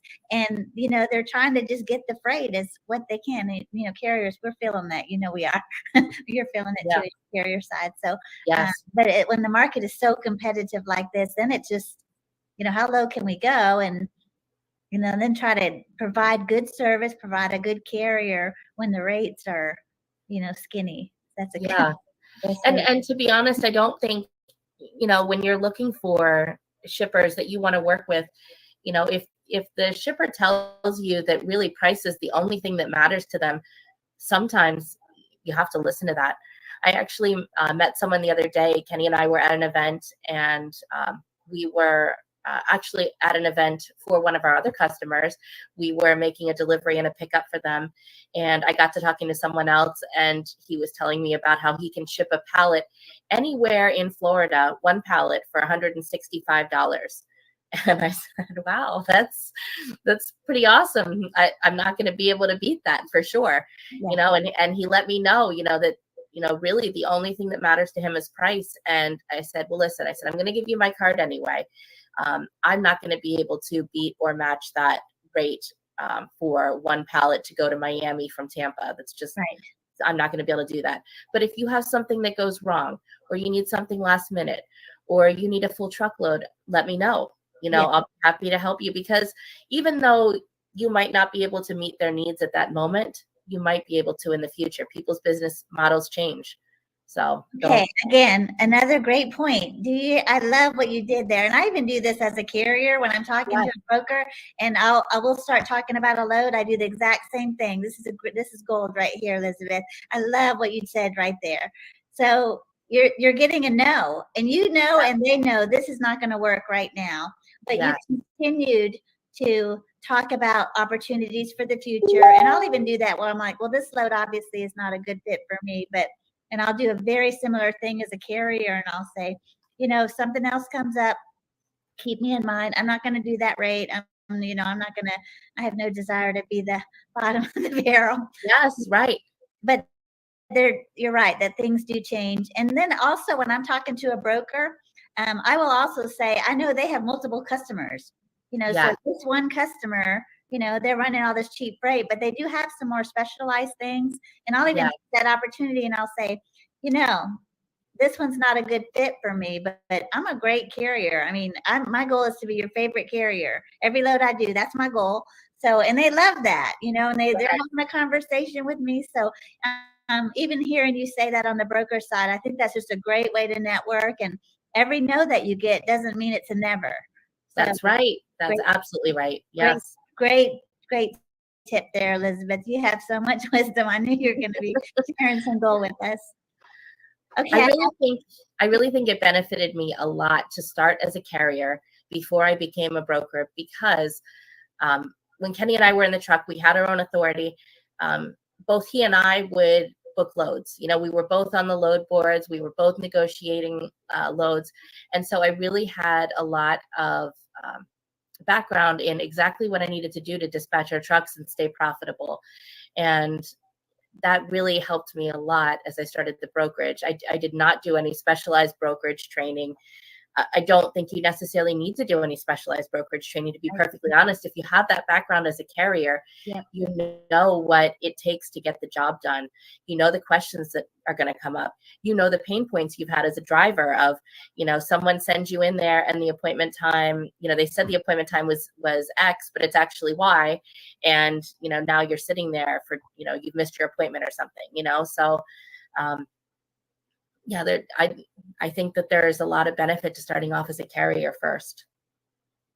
Well, you all day you're talking to your competition, and as a carrier what things that they're not even asking the right questions sometimes. Yes, And so you know that that's happening for the shipper as well, and you get a really a good idea how you can improve on that. Yes, yeah.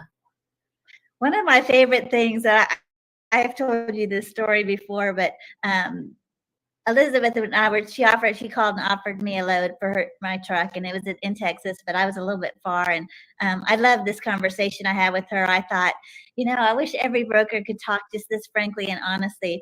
You offered me this load, and I gave you my rate. I had a big dead head, so the rate was just out of the market. And I even told you, I'm like, I know this rate's not gonna, but this is what I would need to do it. And you said to me, and I just loved your honesty, and you just said, you paused for a minute, and I was like, and I was sitting there, she's like, you're crazy, girl, I ain't paying you that. But, I didn't know what you were going to say, because, you get blasted sometimes. So yes, what is she going to say? She said to me just so respectfully, and she said, Cindy, I know why you gave that rate. I understand that. But honestly, I could cover this load, cheaper than that with another carrier that's closer by, and the market's competitive right now. So I think we'll just pass on this one for now. And, it was just straight up. And I was like, I loved it. I was like, I love this woman. I'm like, why can't we all just talk honestly? You weren't going, I don't have that much in it. That which right. It's like, you're just like, just honestly, I could cover it cheaper. And if somebody that was closer, and I was like, we could just talk that honestly instead of all this, crazy lines we feed each other. Yes.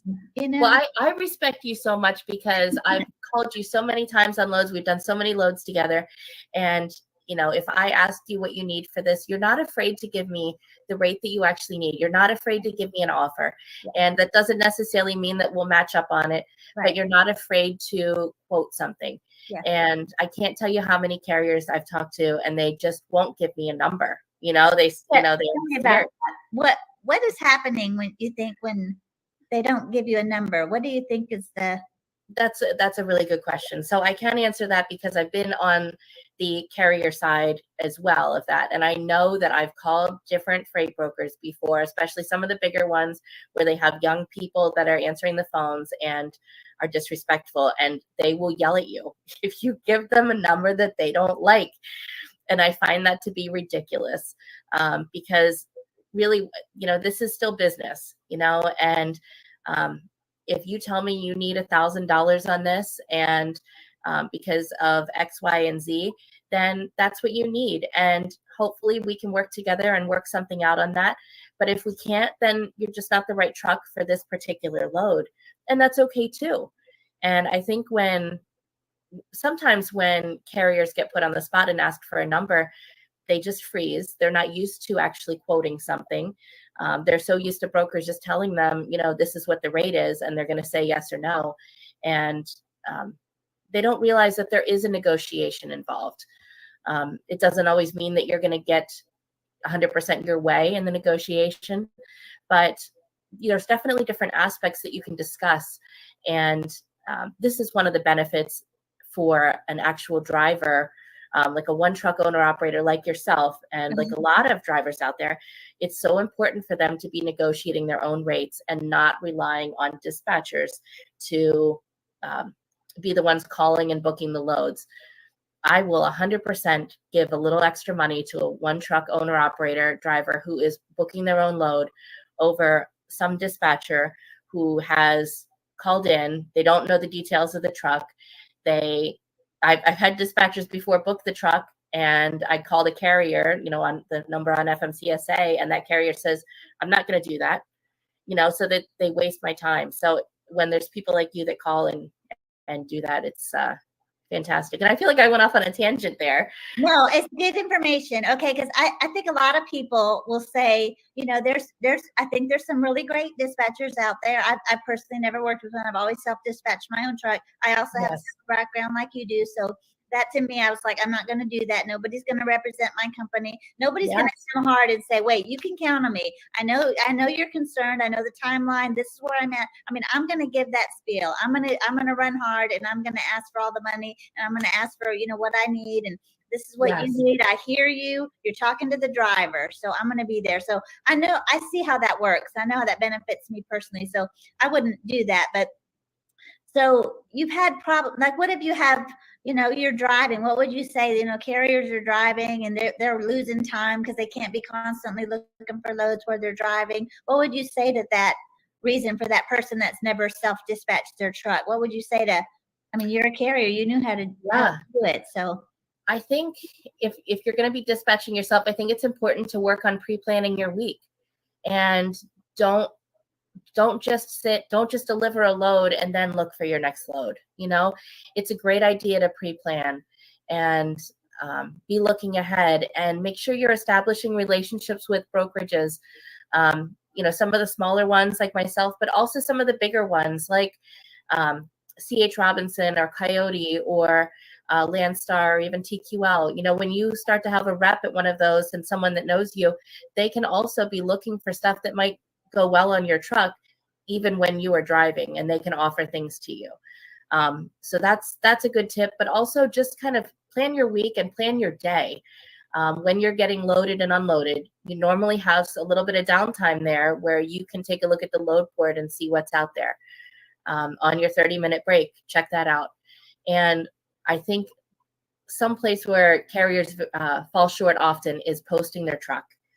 And in this market, especially, 100%, you need to have your truck posted all of the time. You know, as soon as you book your next load and you know where you're going to be available next, post your truck. They're in this market. Say that. Tell us why you say that. Yes, yeah. Well, there's a couple reasons, and I'll give an example that you were a part of, actually. This story. So, you know, in this market where freight brokers are not struggling to find trucks as much, it is super important for them to be able to go onto DAT load board or whatever load board you're using and be able to see, okay, well, this carrier has a posted truck there. They can look up your MC number, see your safety score, see you don't have any freight guard reports, and say, okay, I'm going to call them. Instead of having to post their load and deal with the hundreds of incoming phone calls that they can hardly even catch their breath in between, it's so much nicer to be able to pick and choose who you're going to call and try and work something out with. It also puts a little bit more control in your hand as the carrier, though, as well, because you know that the broker has hand selected you, picked you out and said, I'd like to work with this carrier. Yes. Yeah. Yeah. So they've already kind of looked you up a little bit, most likely, before they've called you. So you do have a little bit of an advantage there, you know, so don't be afraid to, even if you can't, let's say you're driving when someone calls you, don't be afraid to say, hey, let me get I see your number that came in. Let me get your extension. Let me look this up and I'll call you back in just a few minutes with the number. And, you know, it's not terrible to do that, you know, so. I love that what you're saying so much, because I find when a broker calls me and they've seen my posted truck, yes, the conversation is so slow. Well, for one, they're super respectful. Yes. It is a whole different thing. They're like, hey, I saw you posted your truck and how are you doing today? And I'm like, yeah, I'm doing great. How are you doing? You know, and it's this slow, casual pouring out of the details. And let me tell you what I've got and why I want you to look at this. And I see you're ready to go into this area. And that the conversation is so less aggressive. Yes. You know, it's such a, yes. Oh, you hit the nail on the head. And I'm really glad you said that, because it's a totally different energy.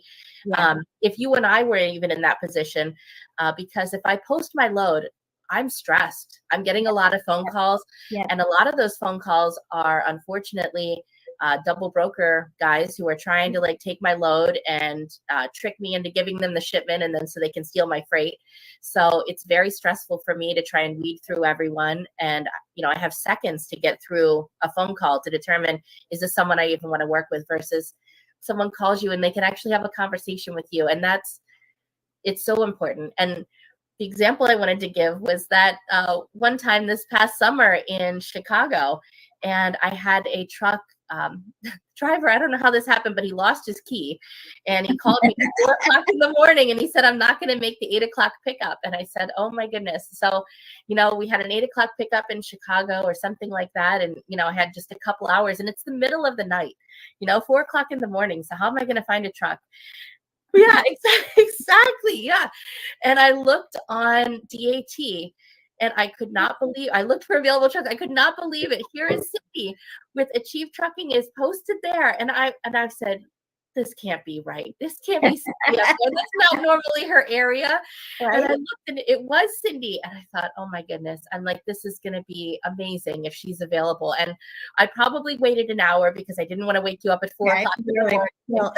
Yeah. And I called you and, you know, you helped me out with the shipment, and I paid you more than I was going to pay the other carrier. I think I paid you excellent for that market. And, but I was so happy to see a carrier that I knew and trusted that I could rely on to get the job done right. And I think most brokers probably feel like that when they're looking for something more than just the cheapest truck, which we are oftentimes. It's not always just the money, really. Yeah.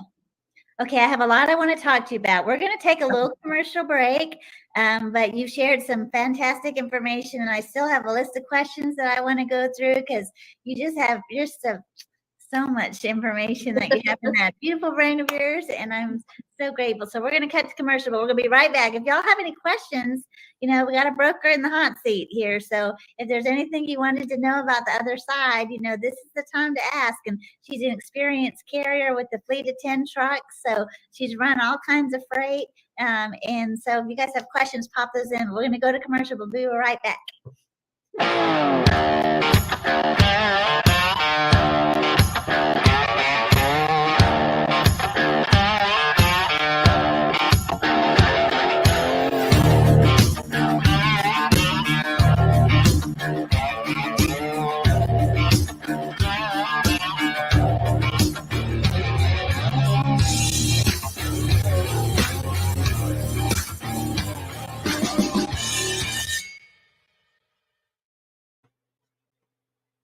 Well, Elizabeth, okay, you have my brain going in a million different directions.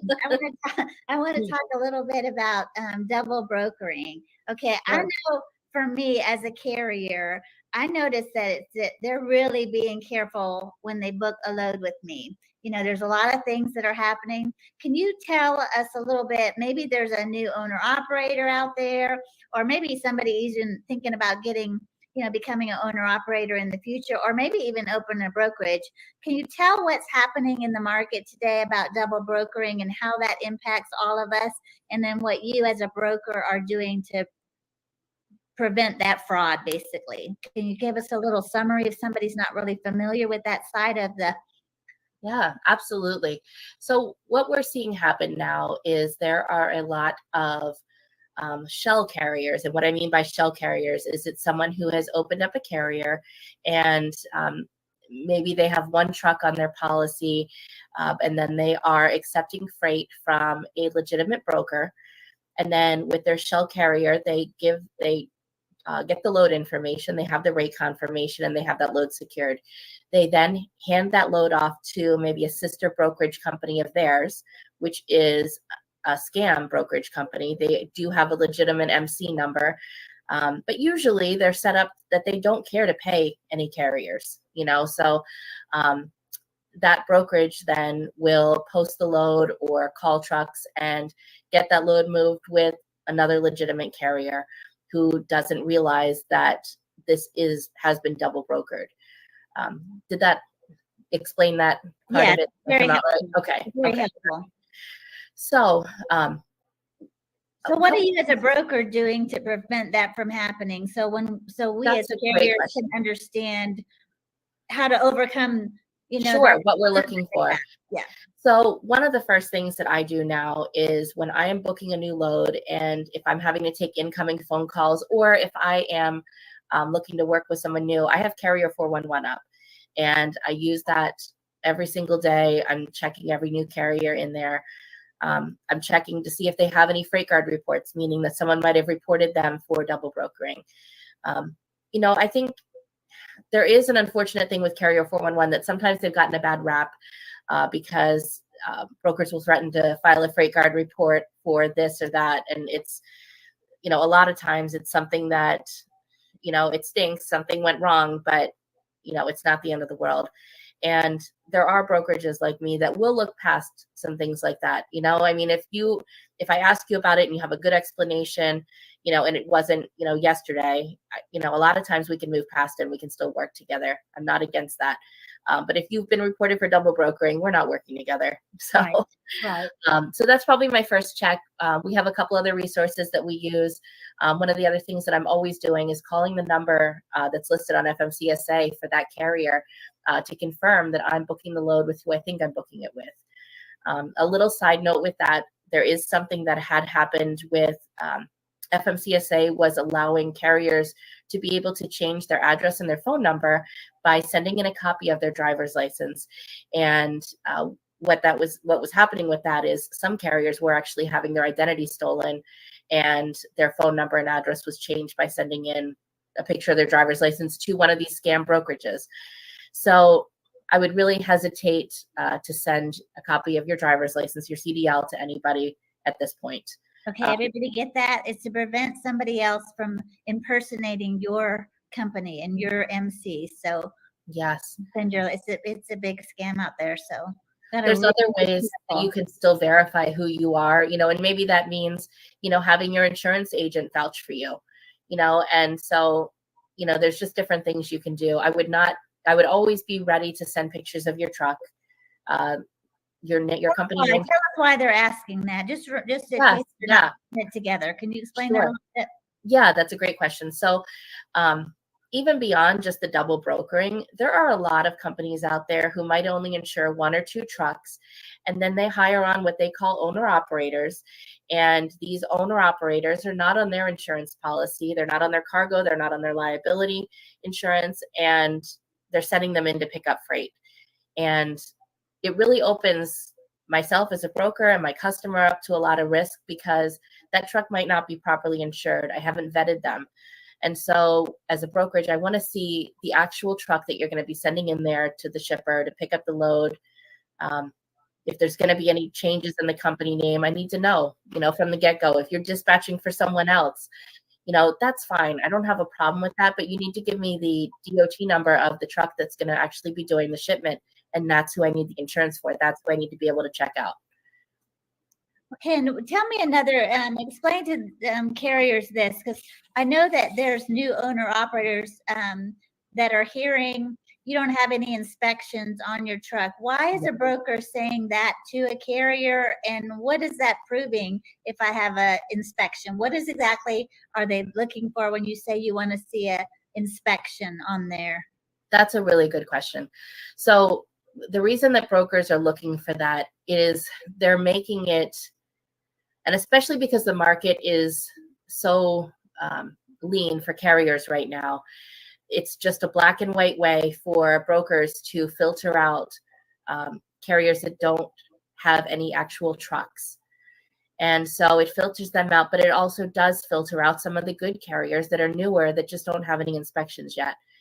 And so that's unfortunate. There are ways to overcome that. And that really comes into, I think, when you are calling on a load and you're going to be dispatching yourself, if you really represent that this is your company. Yeah.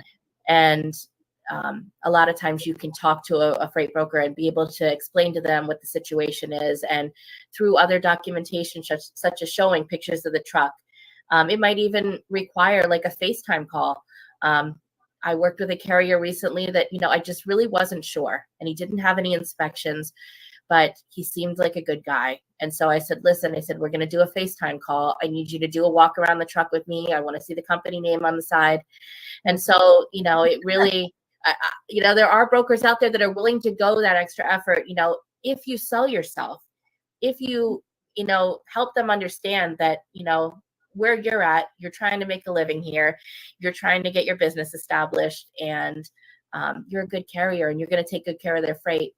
We will go above and beyond.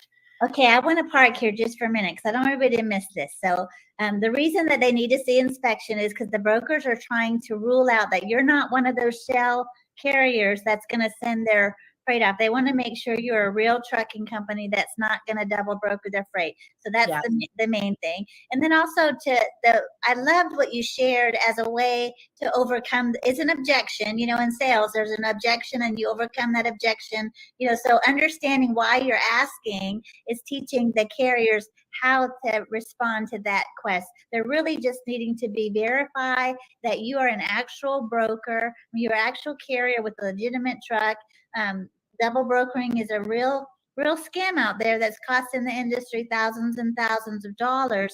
So if we can just sit back instead of getting frustrated and say, they needed, I just hung up. They said I needed an inspection, but you kept talking. And that's for whatever the objection is. We need to keep doing that. Well, why do you need that? What can I do to overcome that? And again, another feature and a benefit of being the actual one calling, because you're saying, this is my company. I'm brand new. I'm not brand new, but when I was doing all this, and it wasn't even a big a deal as it is now.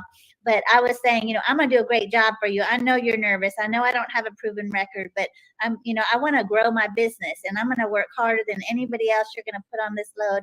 And, so I was just going at it hard. I was saying, give me a shot, put me in there.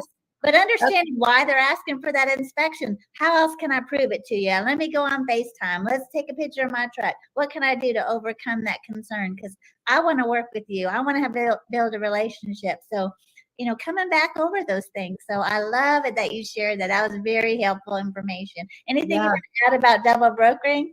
There's two other points I want to make about this. I think that carriers can also do a better job of really taking a close look at the paperwork that they're given and, catching some of this stuff before they deliver the freight.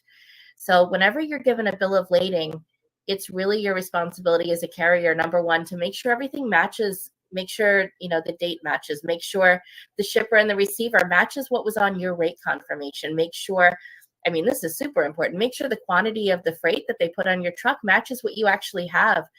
Heaven forbid you get there to the receiver and they say, well, it says that they loaded 4 pallets on here and you only have 2. What are you going to do? You signed for that you received for. Check the name on, the third party bill to information there.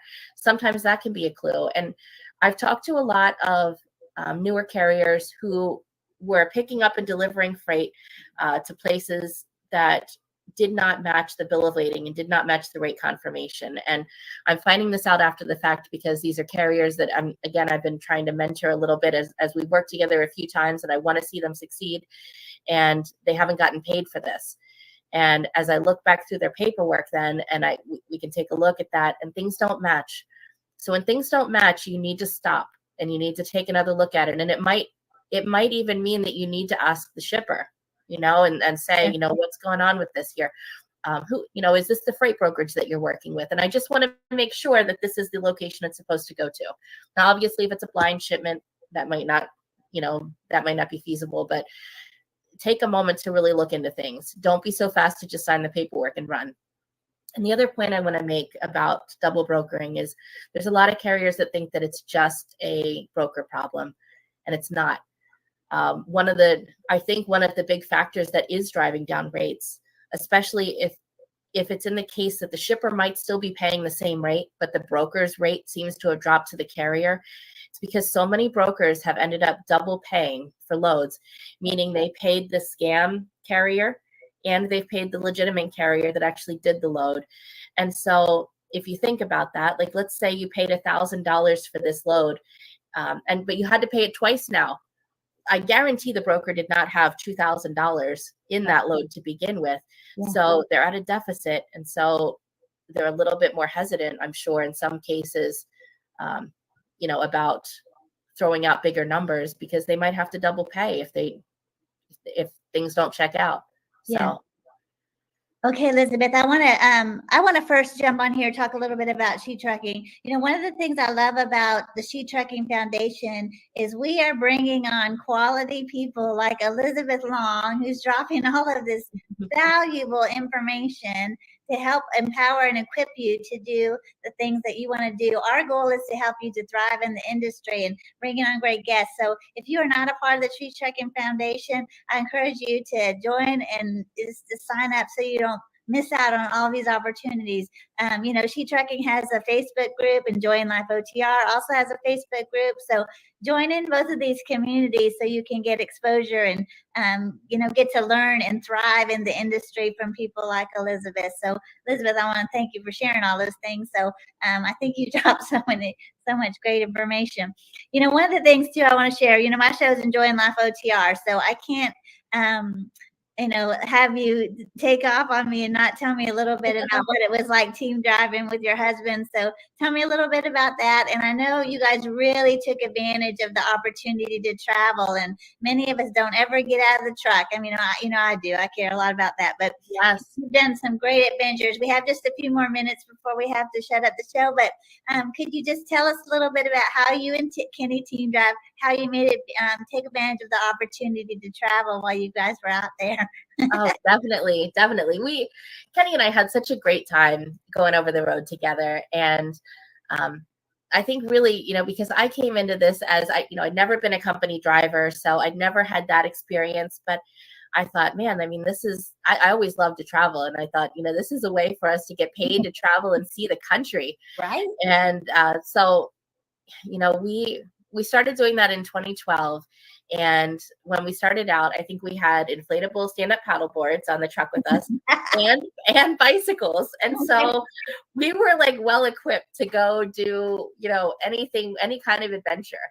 I had hammocks on the top bunk, and, you know, we were set. So, you know, a couple of the things that we've done that have just been spectacular is, you know, we've been to Niagara Falls, and you know, I found a casino that we could park that was close to the falls. We could park at the casino, and we walked to the falls and went exploring there. We went to downtown St. Louis one time, and, you know, we've never been afraid to like just get out and go and walk. And so I found this little truck stop. It was kind of close to downtown, but I think it was, you know, 5 miles from downtown. And we said, all right, well, we're going to walk it. We did it. And so we walked into downtown and explored all day. And I think we did 15 miles that day, but wow. We had a great time. We went to this, we went to like the City Museum, which was this like jungle gym type thing for adults, and played all day there. We had, I guess, one of our longest trips that we did, which was really neat, is we went out to the state of Oregon. We were kind of near Portland. I don't remember exactly which truck stop it was. I think it was TA Portland South, probably. And so it wasn't anything special. But I looked at the hotels in the area, and all the hotels were about $200 a night. And I said, that's kind of expensive. We have a perfectly good truck right here. And so we slept in the truck, and we showered at the truck stop every day. And then we spent our money on a rental car and went exploring and had great dinners out. And I think we were honestly there for about a week, maybe even 10 days. But we did a lot of hiking up there, and just, you know, really enjoyed some downtime after we delivered our load up there. And, you know, I mean, it's pretty awesome that we can have everything we need in the truck with us. You know, we have all of our clothes, we have food, we can cook, you know, it's comfortable.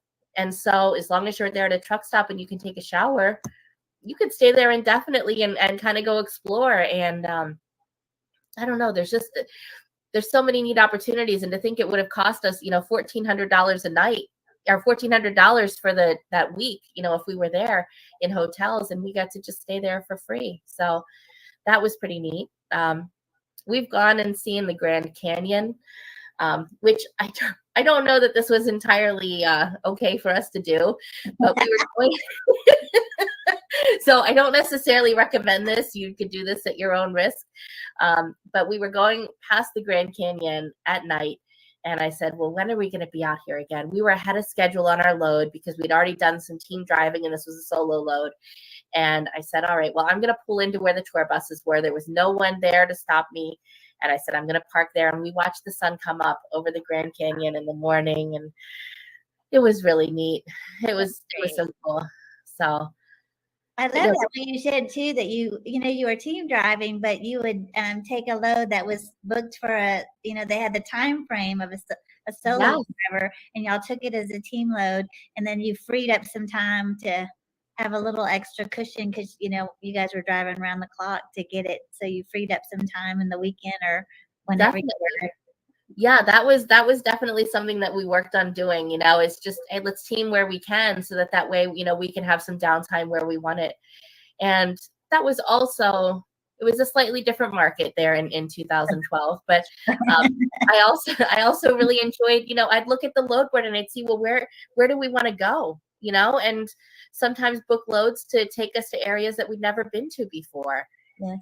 And so sometimes, it might not be the best paying load, but maybe it takes you to some place that you've never been before. And if you think about, well, I could buy a plane ticket and rent a hotel and do all these other things, or maybe I take a load there and take a couple of days off and explore and, I have my fuel covered and have a place to stay. So. Great. I think that's even great for company drivers to do that. Team, the company driver just runs them around the clock, and it's understandable, but I think even a way that they could work with their dispatcher and go, okay, we need to have a little downtime. Just book a load that's a single load, we're going to run it fast so we have free up a little bit of time so we could, have some beach time, So communicating those desires to, and, Grant, you're not going to do that every time. Team drivers, they're going to, company driver, they're going to run them. They want to keep those wheels going. So anyway, that's great. I appreciate you, Elizabeth. I want to take just a minute before we wrap up, and I want to thank our sponsors because we have so many great sponsors in She Trucking, and they allow us to be able to do the things that we do. They're supporting the things that we passionate about and equipping, empowering people to come into the industry and really thrive in the freight transportation industry. So GLCS, this is a fabulous company that helps trucking and logistic companies achieve their growth by taking overcoming their technology challenges. So doing so much for the industry. So if you're a trucking or logistics company, please check them out. So many great resources available and really helping companies to thrive. Another one is True TMS, My Guardian Doc. I really love both of these companies. The True TMS is a transportation management system that's actually designed from the ground up with the small carrier in mind.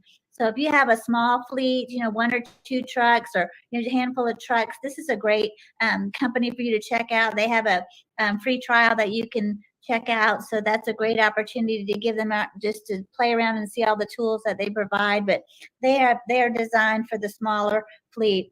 The other sponsor I want to mention is My Guardian Doc. For drivers, we're on the road and, I've been sick this last couple of weeks and I thought, I can't get to my doctor, but My Guardian Doc, they have a small monthly subscription and you're able to have a virtual counselor with a doctor. They're able to diagnose and write prescriptions for you while you're on the road, or maybe you're a broker or dispatcher and you're in an office and you don't have time to get into the doctor. So this is a great opportunity for somebody at a very low monthly cost to be able to get medical care while we're on the road. It really fits the lifestyle of a trucker. I mean, it's so brilliant, really. So grateful for these sponsors that help us to continue to do the things that we do. Legal Shields is another one of our sponsors I really like. Sometimes in trucking, we come up against challenges and, we wish we had an attorney. They offer a small monthly fee and then you have access to a legal attorney that can look at contracts or help you fight a ticket that you got on your CDL. And I mean, so much more. So even if you want to do a will or, they have so many resources. So check them out too. Legal Shield is a wonderful sponsor offering great products that are really helpful for our community. So I want to give them a shout out. And Elizabeth, I just have to say thank you so much. I could have you on again. I think I could talk with you for another hour because you have so much wisdom. And maybe next time we'll get Kenny on here too because you guys just have just so much that we could take away and learn. I thank you for taking the time to do this, because absolutely. I really enjoyed it, and I do hope you have me back on here. I would love to do that. Yeah, so grateful for you, and you guys check it out. You guys be sharing this out with other people, and because Elizabeth dropped some great gems here. Whether you're a carrier, a company driver, or you're thinking about starting a brokerage. So she's got some great information, and we're so grateful that you came on. Well, thanks everybody for tuning in. Our show is Enjoying Life OTR, so we always want to hear about the ways that you are enjoying life on the road, and I think that comes with work-life balance. So you've given us some great information that'll help us continue to thrive in our business, and I love your stories about how y'all travel and take advantage of the opportunity. So thanks so much for coming on. Elizabeth, and your link is on the show, patriotstartrucks.com. Is that the brokerage website? That's actually for both. But you can find us on there. We're also on Facebook, Patriot Star, and feel free to reach out. And I always love to connect with great carriers and build relationships. And, I hope that, when I work with carriers, I want to see them grow their business with me, so that way we can both continue to be successful and make money together. So yeah, I love that you're into partnerships, and you're such a blessing. And I'm just so grateful to have met you and get to work with you and Kenny regularly. So it's so great. You guys be sure to check out all of the ways that you can find Chic Trucking and Enjoying Life OTR. We're all over social media. We're on LinkedIn, we're at YouTube, Facebook groups, Facebook Lives all the time. We're on Instagram. So many ways for you to connect with us, and we look forward to seeing y'all next time. Thanks again, Elizabeth. I sure appreciate you. Thanks for coming on the show. Thank you, Cindy. Have a good evening.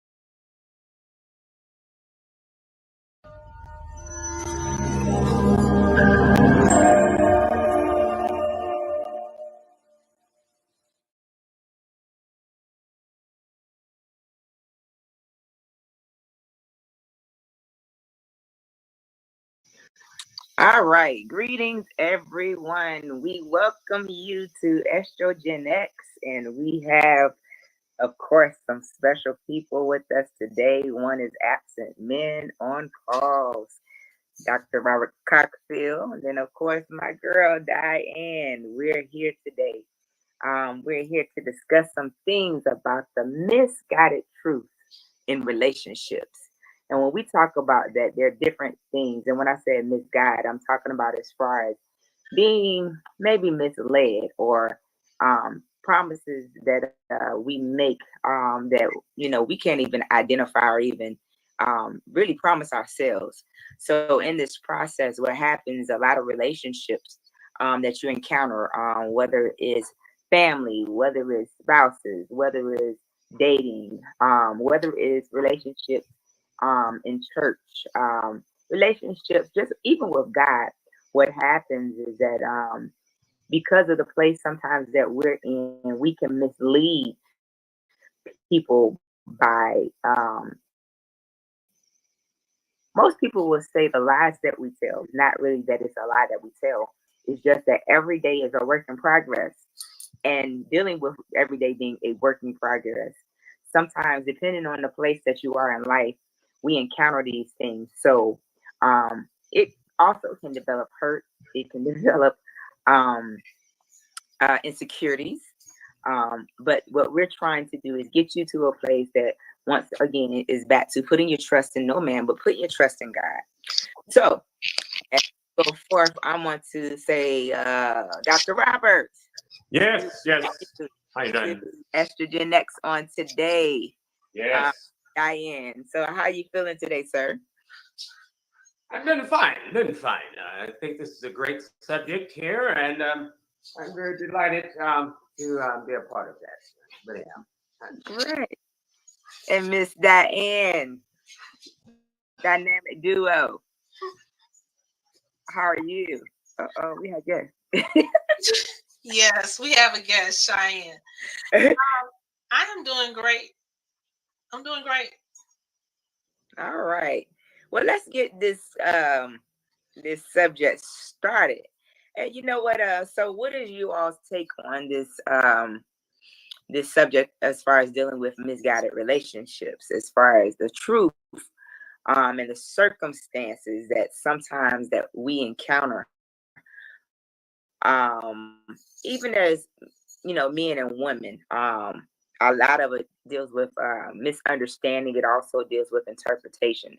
As far as I think where we all are in life, things that we encounter when we're younger, they're no longer the same as we get older. And then as we build relationships, something as simple as, now this is going to be unusual.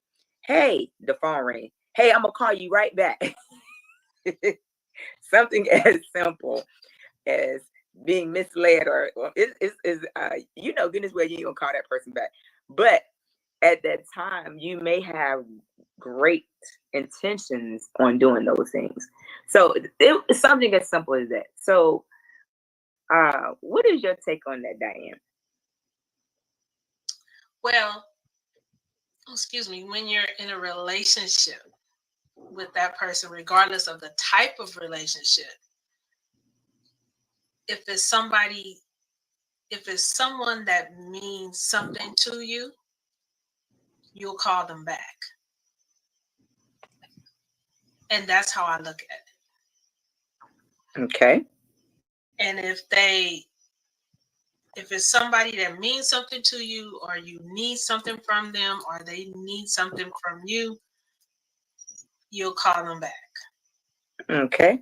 So let's go a little bit deeper. That was just an example that I was using.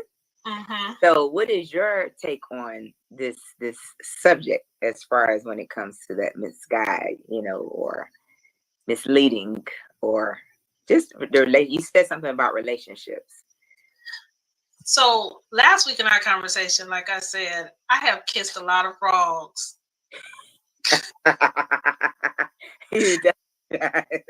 And I'm telling you, I've kissed a lot of frogs, and I have and a lot of them was misguided. A lot of them were definitely misguided, and I could just talk about so much with this subject right here. Yes. But yeah. But because I really believe that when it comes to misguided relationships, I think it starts with the very first relationship. And that's with the parent. That relationship is misguided. Then the rest of the relationships will be misguided until they learn. Wow. So I was looking at the definition of misguided, and it says to be led or prompted by wrong or inappropriate motives or ideas. So what I've learned sometimes with dealing with people, you brought something with parents. What I've learned in a lot of relationships is that what might be wrong for you may be right for me. What might be right for me may be wrong for you. And so I believe that if as you get to know that person and know that individual, you'll learn a lot. A lot of times it's kind of like, Dr. Robert, I know he's hit on this most likely about it's back to the lies that we tell. Because it's back to despising the very things that we say we love, sometimes what happens is that we will revert and convert ourselves into doing things that we said that we would never do. Right. And as far as the position, we put ourselves in positions that we don't belong in. And what we do sometimes is that it becomes a part of being a misuse, and it becomes abuse because of things that we encountered in our past, and we want things to work. So what we do is we stay into something or even in an assignment and displace the tools that we have, and we go from there. So Dr. Robert. Yes. Welcome you. Come on now. How you doing? I know. Listen, I just been listening, right? So I'm about to pour some gas on this real quick. So let me just start off with this. I looked up the definition, and it said faulty judgment or reasoning. Now I'm gonna give you an example. Oh, that's a good. You're a woman. I'm a man, right? So this is what happens. Faulty judgment or reasoning. I might just pick a woman because she got a big shelf. You know what I'm talking about? Like, she got a lot of boots. I might pick a woman because she has big balloons. You know what I'm saying? Like, I'm just being honest. Like, you just look at her and say, shut your mouth. Lord have mercy. Look at what God has done. I might pick a woman because she might seem smart, but she might seem smart. I might pick a woman because I think that she has some money or some stuff that I ain't got. It's a lot of reasons. That's misguided, or faulty judgment. My reason sucks. And I'm going to step further there. So when I say we despise the very things our parents have done, I'm going to tell the truth. My parents did that. They did. Like, there's a lot of people who are in relationships. It's faulty judgment and reasoning, because what it comes down to, which I'm going to hit this. We pick people that we pick, and if God's not in it, that's faulty judgment or reasoning. That's the first thing. Like, if you don't have no foundation, why you got? So if it don't match your purpose and intent in the first place, you suck. And most of us don't want to own it. Like, we'll just say, I just believe that God brought us together. Did you even ask God in the first place? And then what are you bringing the person together for in the first place? You know, doggone way you're lying, because you didn't ask God to bring you that person to match your purpose and intent, because you don't even know what it is. You're lying. The lies you tell. You don't even know who you are in the first place. So then you mess up, and then add fuel to the fire. And they got a big shelf and some balloons and some extra stuff. Then that's some more lies, and then all of a sudden, this is when the truth come out that you lied. Because then when hell break loose in the relationship, then all of a sudden you don't even know what the hell to do. You just like, what the hell am I doing with this person? And I don't know where the hell I'm going. I'm going to hell because you lied. And that's misguided. So I believe, I'm just saying this because I want to start off here raw. As a man, I know men do that a lot. Like, I've done it. Like, I'm not gonna lie to you. Like, that's many nefarious things I've done in my lifetime. I ain't been saved since 5 to the Holy Ghost all my life. I did not come out of my mama's stuff with with the Bible in my hand. I was Holy Ghost filled, none of that stuff. I came in this world with 2 country hood rats, and they was misguided and had bad reasoning for being with each other. And then guess what I did? I learned some hobbies and habits that I should learn from them. And I just, you pass that on in your relationship. So I just want to throw that out there. Like, y'all want to hit it. I'm just being honest, man. I just think being misguided starts with when you don't know who you are. And then you drag somebody else into something, and you already going the wrong direction. And then we all going the wrong direction. And one last thing. I don't think it's just the person's fault who initiated the misguidedness. I think there's some ignorance on the other person's fault for even following somebody that's blind. Why the hell are you following somebody that's blind? They blind, you blind, the children blind, the dog blind, the catfish, the dogs, everybody blind, the whole house blind. That's right. See? And then we want to lie and blame each other like, it's your fault that I'm blind. It's your fault I'm blind. Then we just arguing about nothing because doggone well, we all blind, we ignorant. And then instead of just stop where we at and just say, you know what? I think we're ignorant. We need to get our life right. But you know what? You have to get to that point where you recognize that you're ignorant. And the thing about it is, and it starts with taking responsibility for your own actions.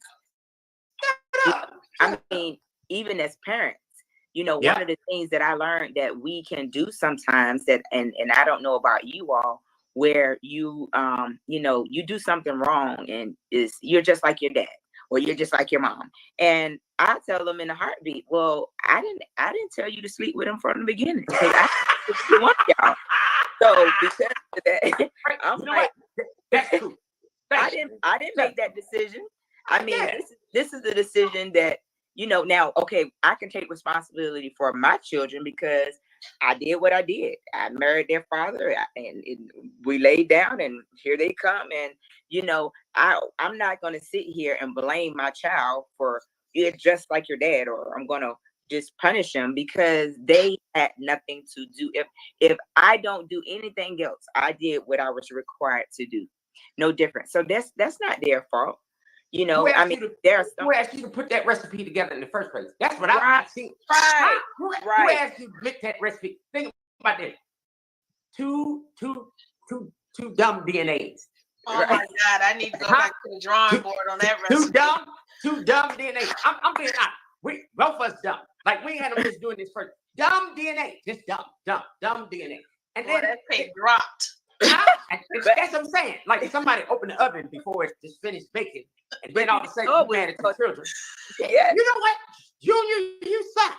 And but Junior don't want to get beat, so Junior don't want to really say what Junior thinks. Because I used to do this when I was coming up. I'm like, man, my parents suck. Because they the one done this. I was gonna get it either way. They do this. Y'all the one produced me. So now y'all mad at me talking about I'm dumb. What? Don't take the purpose. God rest their soul. They not here, so I can say this now because I ain't gonna get whipped with a switch, belt, hip slap, nothing. But that's their fault. I didn't do that. So I'm here. Don't be blaming me for that. I just want to throw that in. Any parent that blaming the children, you know you're wrong and you're nasty. I just said. And this is something that I talk to the clients sometimes about because I deal a lot with people who have foster children, and the man who helped raise me, my stepfather, he was a foster child.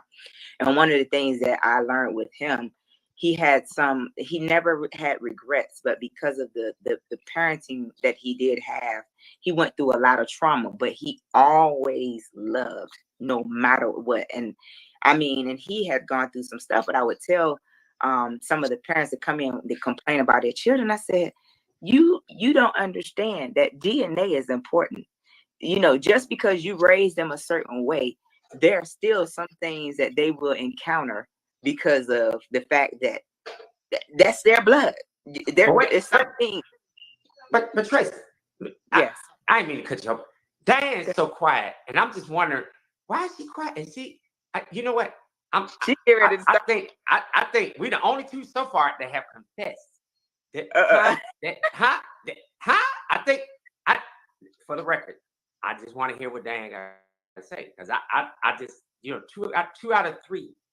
I just want to hear what Diane gonna say because Diane looked like she about to. I just want to know what is it. She about to explode. She about to explode. I mean, is it? I just Diane, I'm letting you know. I just told the truth. I didn't know what I was doing. What did you know? I'm just asking. No. What I'm doing is I'm taking it all in. You taking it in? I'm taking it all in, assessing. But what I did do is I looked up the word miss and guided. Okay. That's your mouth. I took it and I separated it. Okay. And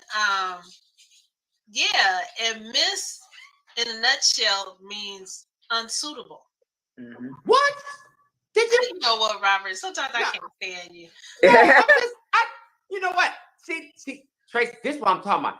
You gotta have somebody a little smarter than the rest of us. I knew something was up. She was looking at something. She said miss means what? What did you say? Unsuitable. Unsuitable. Oh, Lord. Unsuitable. But you hit on something that was really key when you said that the person, all the blame can't go on one person. That's right. The person who's doing the following, especially, has to take some part in the ownership.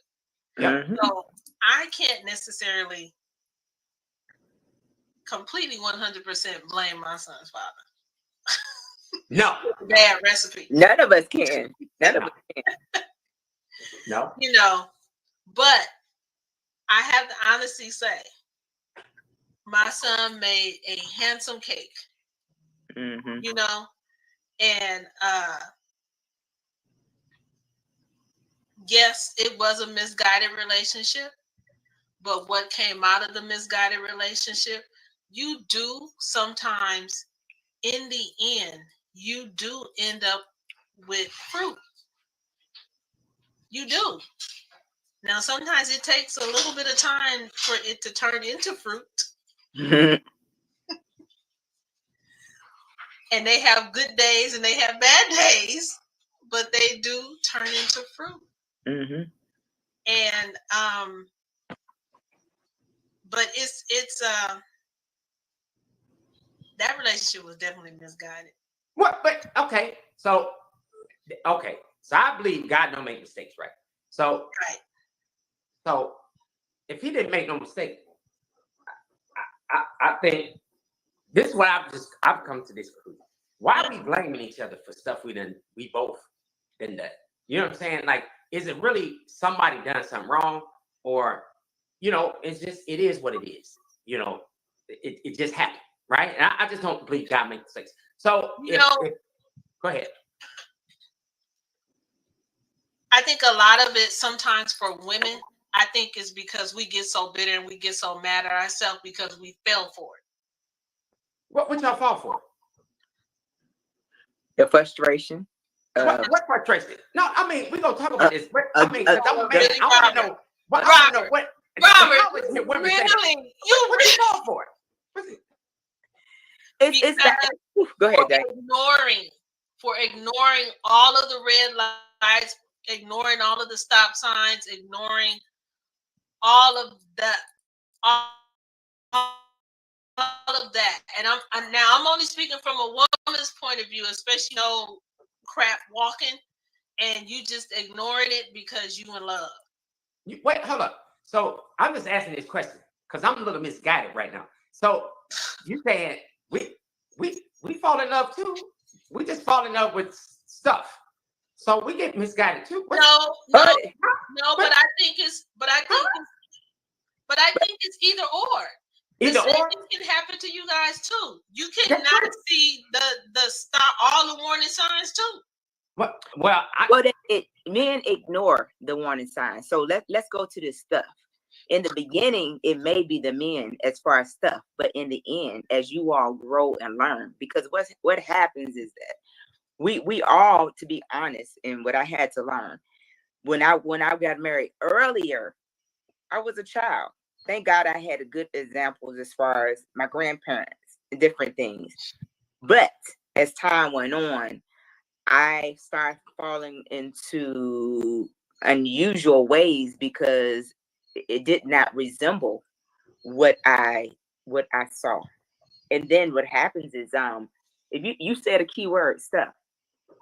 As men get older and they remove themselves from a lot of the childish ways, what happens is now you all want to build a foundation. And then the woman flips to, I don't want you, but I want your stuff.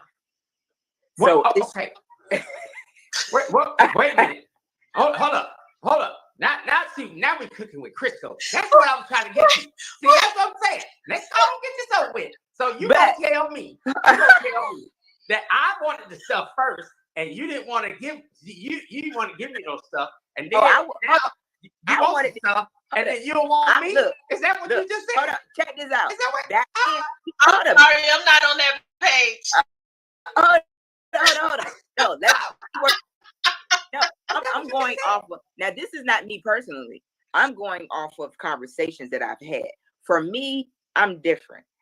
For me, my ideal is I want that person that I'm with.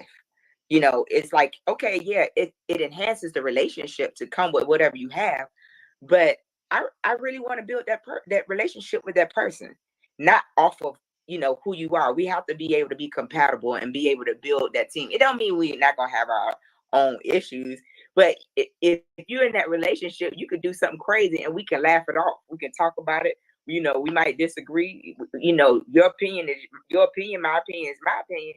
But what are we going to do to move forward? And what is the solution behind it?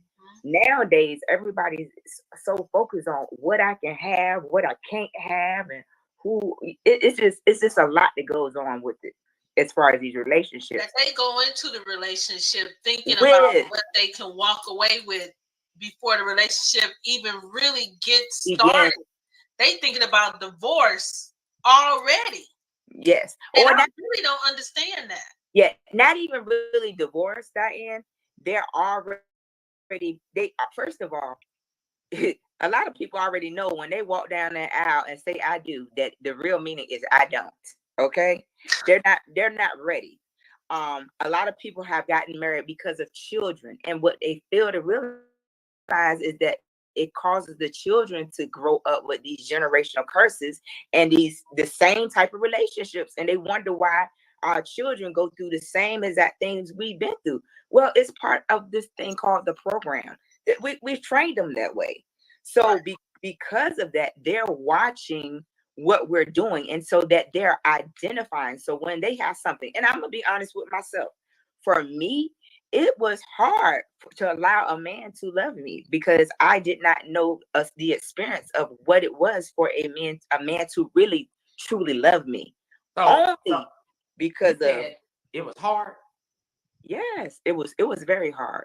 It was hard. I don't think this me. Now y'all correct me.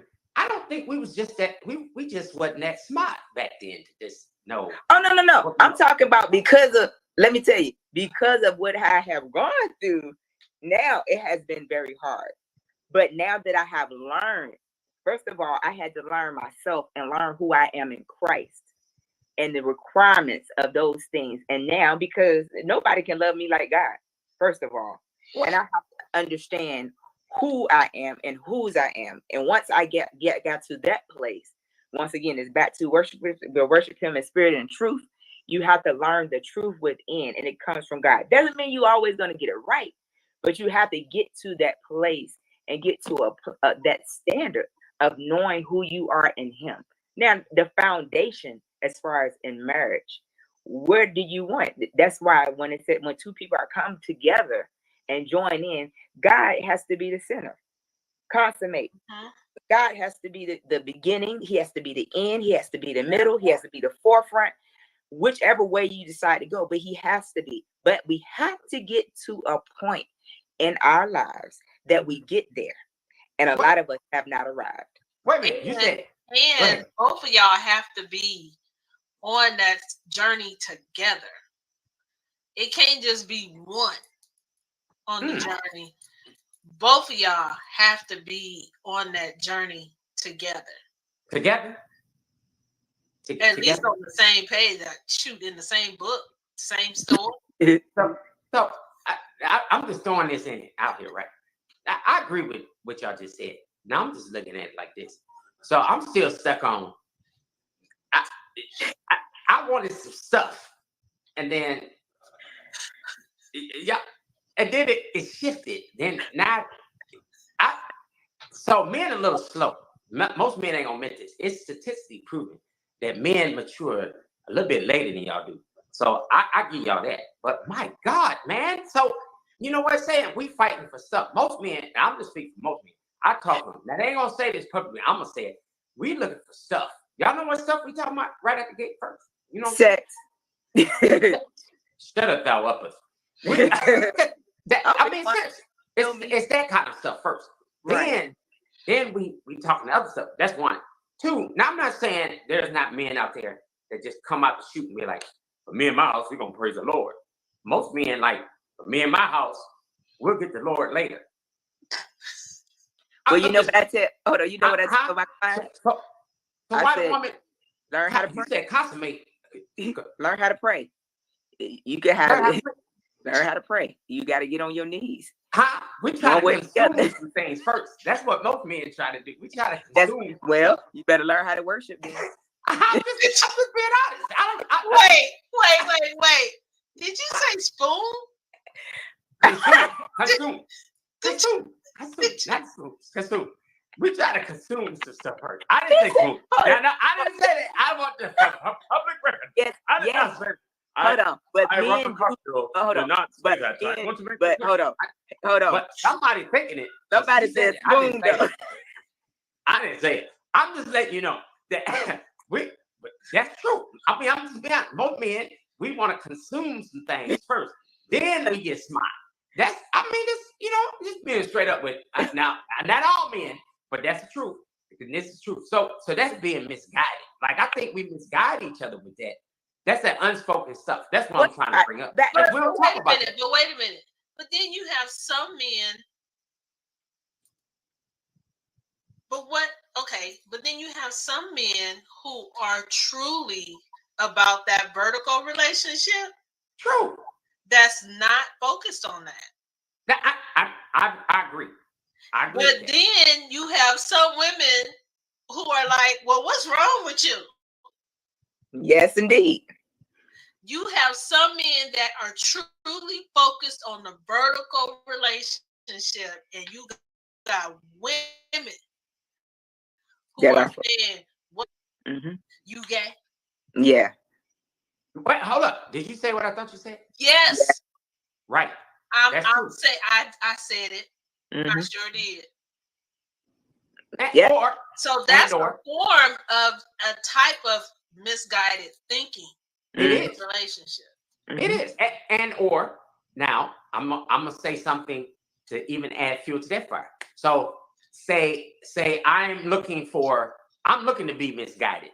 I'm looking to be misguided. I'm looking for some stuff, and then I don't get that stuff, and then I go get some other stuff.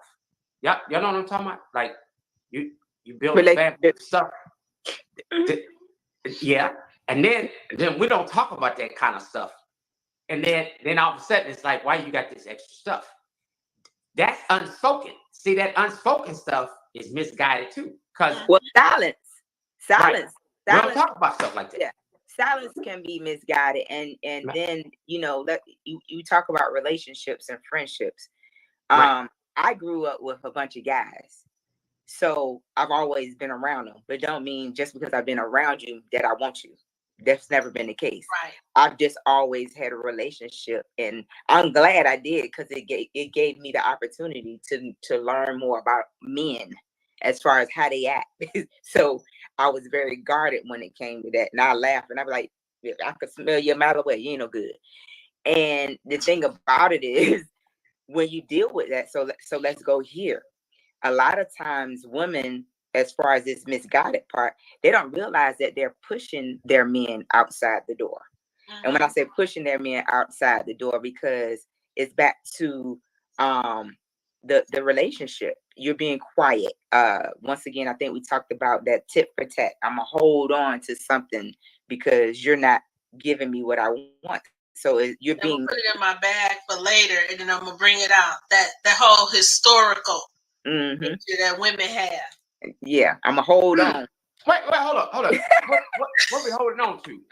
Don't talk around it. That's that. We are holding on to historical facts so that we can bring them up. Historical preservation, so we can bring them up for later and use them when we need to.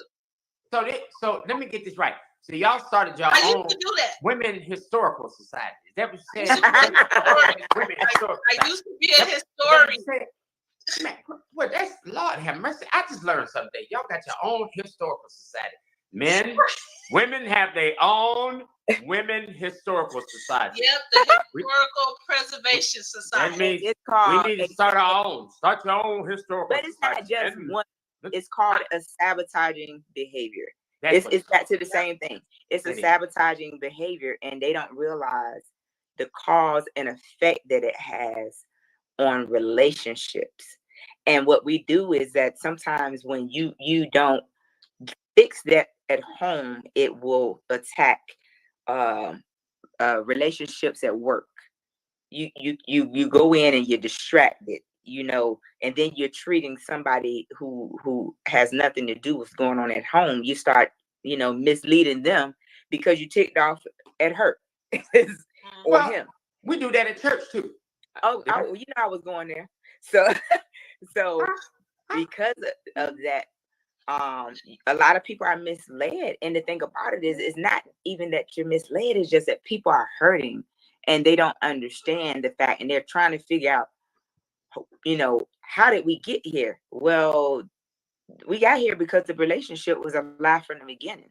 And you said something powerful about you didn't check with God in the beginning anyway. No, and I'm gonna read this, right? I looked this up, and now on a serious note, we do God like this too, right? Yeah. Oh yes. This 1 John 4:20-21. Check this out. If anyone says I love God and he hates his brother, he is a liar. Shut up. For he who does not love his brother does not love God. Whom he has seen, I seen that joker. He cannot love God, whom he has not seen, and his commandment we have from him. Whoever loves God must also love his brother. Now, I'm going to confess this today. I'm gonna confess it because I'm gonna tell the truth, shame the devil. Now, listen, me and my siblings right now, we have trouble in my way. I got to cry sometimes. So me and my sister, we got trouble in our way. And we we ain't crying though. We doing a bunch of cussing. Now check this out. Now, here's what happened. See, we talking about Jesus will fix it after a while, but our while and his, it ain't the same. It ain't the same. I just read this. Now, if I can't love them, how am I gonna say I love God? So somebody had tried to tell me that. They said, you know what? I think you need to love them. And I said, well, I'm gonna put that on ice. You know what I'm saying? I'm gonna do what these women just said. I'm gonna have a historical society, and I'm gonna get back with you later. And then I'm gonna work with that later. All right, I'm gonna just put that in my quiver, and then I'm gonna get with them later because I'm not loving them right now. And then I just read that, and I'm doing straight to hell with gasoline on my drawers. Because I'm sitting here not loving them jokes. And we do it with your ice. We do it in our homes. We do it. You say you going straight to hell with your ice? That ain't even gonna exist. It's gonna be water. See how we do, people? So that's being misguided. See? Yes. We create our own rules, man. But I just want to throw that out there. But we make it the thing about what you just said, where the conflict comes in is that we make it okay. Ooh. If people are in your space and place and they cannot, it's not even about judging anybody, but if they cannot course correct, and when I say course correct, if you cannot take that, corrective criticism, and it's not that you're doing it, it's just that when you're wrong, you're wrong. You never know how God, it's back to that word I said, you'll forgive your friend, but you won't forgive your own brother or your sister. It don't mean you have to have the same relationship. It's just that you have to get to that point. Well, first of all, forgive yourself first, kind of like Diane was saying, as far as the frustration, and I can't speak for nobody else. The frustration for myself is that I was disappointed in myself, how I allowed myself to stay around and deal with the behavior, whether it's that's just like business transaction and investment. If the investment does not go forth right, you're going to become upset because now you have wasted your time, treasury, and your talent, your finances, and then you're left out in the cold and everybody else is striving and you're just sitting back like, okay. But if God gave it to you and he said he's going to see you through it, he's going to give you provisions, make sure you're good again. So, you just have to just make sure that, in this season, even when it comes to relationships and our children, and people that are around us, it's very important, that, we teach them, speak your truth and be your truth. Not only speak it, but be it. I think the mind is jacked up, though, right? Yes, it is. So, hold up. I'm going to read one more scripture because I don't want people to think he's trying to turn this into a pulpit. I ain't trying to do that. I ain't trying to sneak a message either. I'm just trying to be honest, right? So when your mind is jacked, see, it's Romans 12:2. We always quote this, but we don't get it. So first of all, he said, love people you don't like.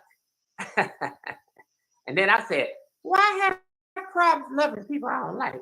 Because be ye transformed. Do not be conformed to this world, but be transformed by renewal of your mind, that by testing, you may discern what is the will of God. Oh God, yes, What indeed. is good and acceptable in Romans 12. Now look, so test it. So let me just explain this to you. We test each other every day. Yep, like we do. And then this is what happens. So we don't ask God, what shall I discern of this? That your will may be done. This is what we do. I don't want to do your will if I gotta like that joker. Mm-hmm. You hurt yourself.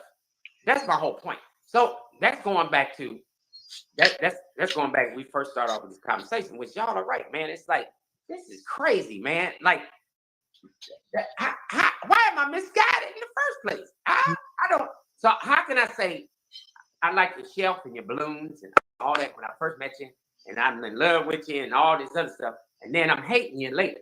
I'm a little misguided on that. Is that wrong? Well, it's back to the build-up, but I can go a little step further with this. What about people who are misguided and then they get upset with you, and then they try to turn either the church against you, the ships, your family against you? What about it then? And that's where you're being misled. I mean, you can't even keep up with yourself, but you want to it's like you want to turn the world. That's not even your job or your duty. That is for God to be the one to judge us, and you got to be careful, because even in the body of Christ, what happens is that we're supposed to be the one to be bringing them to Christ, and then you have people in the church that's supposed to be leaders and turn them away from Christ. It's back to no condemnation. It's just crazy. No, that's misguided. That's beyond misguided. You still walking. Look, you try to find your footprint in the sand, and you don't realize there ain't no sand. So it's just one of them things. Miss Diane, I see you got your arms folded like I do over here. So what you thinking of over there? 1 John 4:1. And yep, all the way loud. Beloved, believe not every spirit, but try the spirits. Yes. Did whether you say they spirit? are of God. You said spirit or spirits? Which one? Spirits. Or with notice S's? Yes. S's. Like can I ask a question? If I'm smoking up all of Columbia, is that S's with the spirits? Is that if I'm drinking all the specs, is that what I'm just asking, because some people confuse. I've been there recently. Like, if you have an S with your spirits, with your spirit. Multiple. That's what I want to know. I just want to clarify it. I didn't know if it was spirit or spirits. Spirits. Well, it's back to the principalities. You're not supposed to, that wrestling against your flesh and blood. But we're dealing with the principalities, spirit of darkness. We Stronghold, all that. Strongholds are everything. And you gotta do a degree of separation. I mean, you have to learn, the difference. And now it's when you know better, it's back to you're doing better. So it's just a whole new concept of how do you fix it and move forward. So Mr. Robert, let me ask you this: as a man, what would you say are some of the factors that could mislead or misguide? I mean, if we want to go here as far as being the man of the house, or this new thing of the man, a lot of men think the women want to be the man. Okay, so I sure don't. Lord have mercy. I don't either, but yeah, I got a couple. So first of all, do opposites attract? I always wondered that. That's as a man, I always wondered.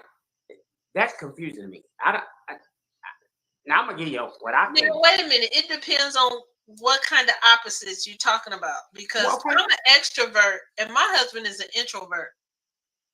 Okay. And we good. Why y'all good?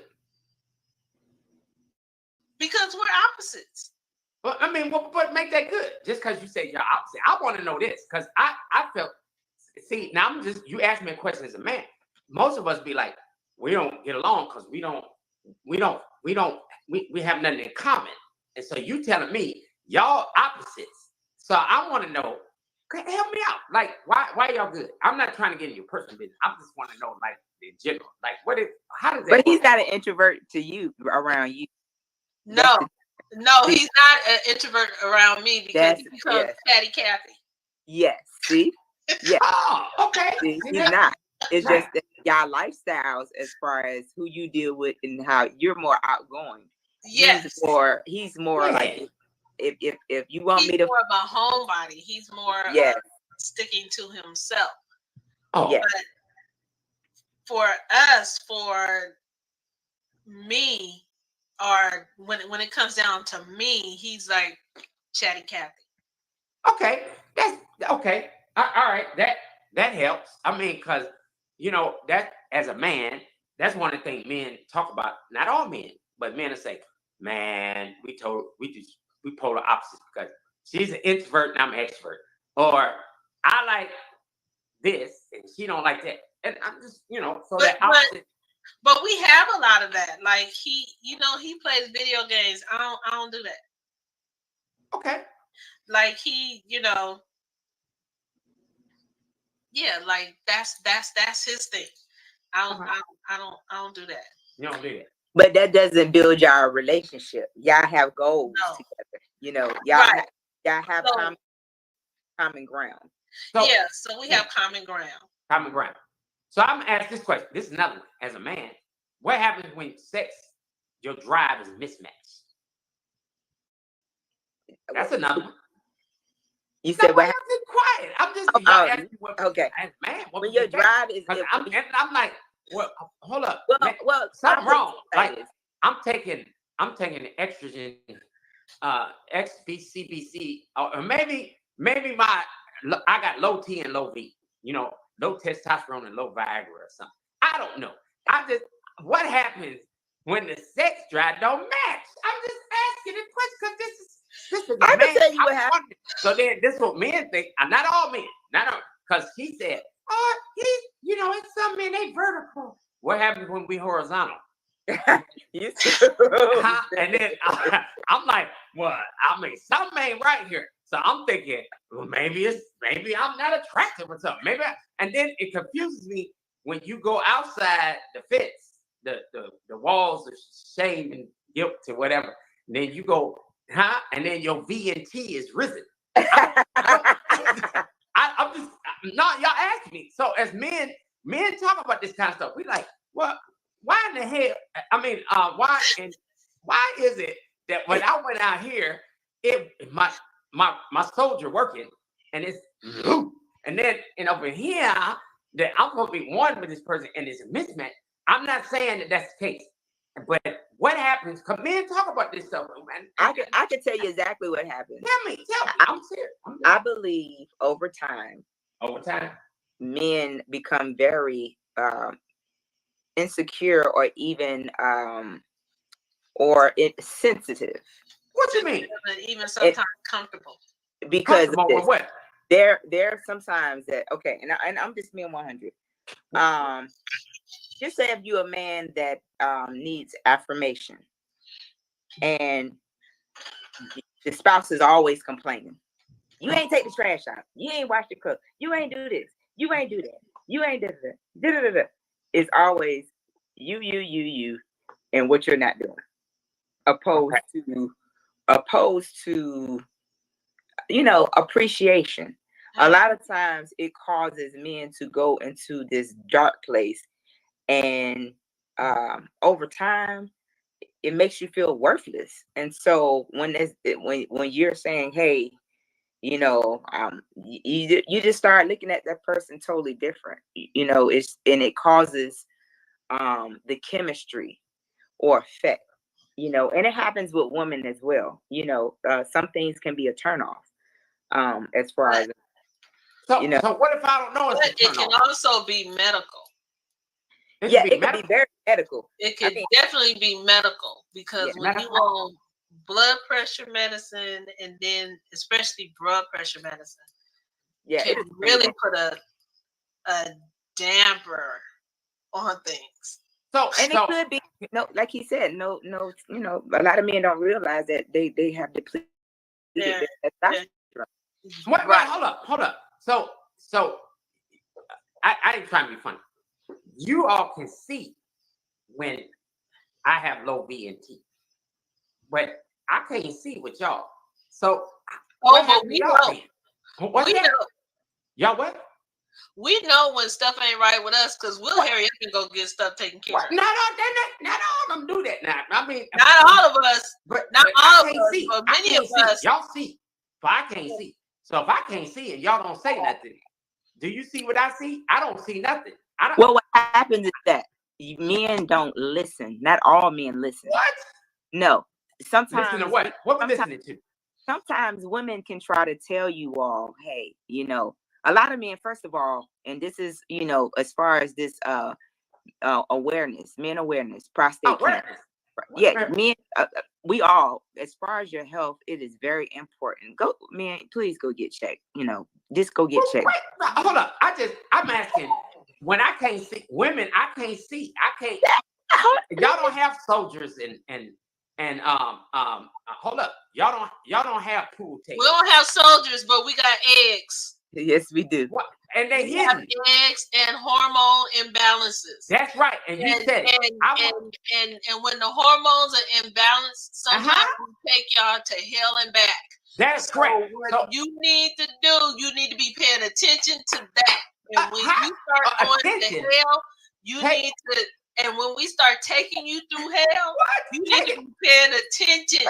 Okay. You need to pay attention to say, babe, I think you need to go to the doctor. Something going on with your hormones. I'm paying attention. And I'm paying attention. Y'all crazy. Something wrong. Something ain't right. I don't understand it. I'm trying to figure out what is going on. Because see what you just said? That's my problem right there. See, so y'all checking the pool table and the pool stick. And then y'all like, they ain't working. And then women, you can't tell. I don't see no pool table, no pool stick, no nothing. And then you just told me, when we start taking you through hell, then you should know. It's too late then, because by that time, I'm in hell. Yeah, it's menopause. It's like men on pause. No, not menopause, it's men on pause. So because of that, I'm a pause on the men. So, but no, seriously, a lot of it is, okay. There's this saying, and Diane, I don't know if you can vouch for this. This saying that women always know, and they were like, women always know. Women always know when a man out there being entertained by somebody else. Hold it. Or it could be the fact that what happens is this: a lot of women revert back. So examples of they want to be treated the way you treated them when you first met. So they want to bring life circumstances back to the way that it was. And a lot of men are blind to it. It's just that, how in the world are we going to go back to 1972 when I'm here in 2024? And 24 ain't even here yet. So I'm revert to how I got you in the beginning. And some men are fools. They go back and entertain and don't even realize they getting ready to go back to 1950 and just recycle the whole relationship that they had in 1910. So hold on, I need to clarify this. So you telling me, because I don't want to be ignorant. I just want to make sure I got this right. So you telling me I ain't got no business going back to when I first met you. I need to update my game. Is that what you're saying? Good. Why? Okay, my thing is, how are you going to go back into time? That means you never grew up. You still stuck in where you were. You still operating off of what was. I mean, your children are grown. So what y'all be saying? What? See, this is that language stuff that just really unspoken words. This is misguided, man. Y'all misguided me right now. Because this is what I hear. Well, you used to bring me flowers. Why I ain't got no flowers right now? Well, then I'm gonna start saying, well, you know what? I used to do that back in 1940. This is 2041. I ain't bringing no flowers. We got up the game. No. Hold on. Now check this out. It's not about the flowers. It ain't about the flowers. No, it's the way you used to treat that person. So, okay, let's go here. I have my own, you have your own. On what? Hey, back then you may have lived with your parents. Back then I may have had my own place. So I'm gonna come visit. I can go sneak around. I can go do it. Was the thrill. It was the spontaneity. It was the excitement. But now we're together. You're not spontaneous anymore. Was we in church then? Yeah, you were in church then. So because of that, yeah. So because you know what? I'm sorry, I'm wrong. I'm just being honest. So guess what? For all of you people who don't know this, there are some church people that when they first met, they had their own place and they was meeting up. And that's not in the Bible. I'm just letting you know. We was creeping. We was nasty. It was stuff going on. But we still went to church. We still went to church now. You still had to respect God. I'm just letting you know that nobody don't want to talk about this kind of stuff. I'm just telling you. Thank you, ma'am, for being honest. Now, that's moved past. We was coming to each other's house and we was in the church and we was nasty. But we still love God though. We did. Okay, now it doesn't mean that you were being nasty. You just came over to the house. Now what you did when you came? Oh, we had prayer meeting. Is that what you're saying? I know you're lying, because that's how we had the kids. Y'all were worshipers. Y'all might have been. Oh, y'all need. I don't know. Something wrong, because I know I'm just saying. I had my child. I was married. I was like, but we was in church too. Man, in fact, I was playing, and she was in the choir. But that's something totally different. But hold up, this all I'm saying. But check this out. So, dog, this is misguided stuff. This is stuff we do. This misguided. So, this is definitely misguided. Misguided.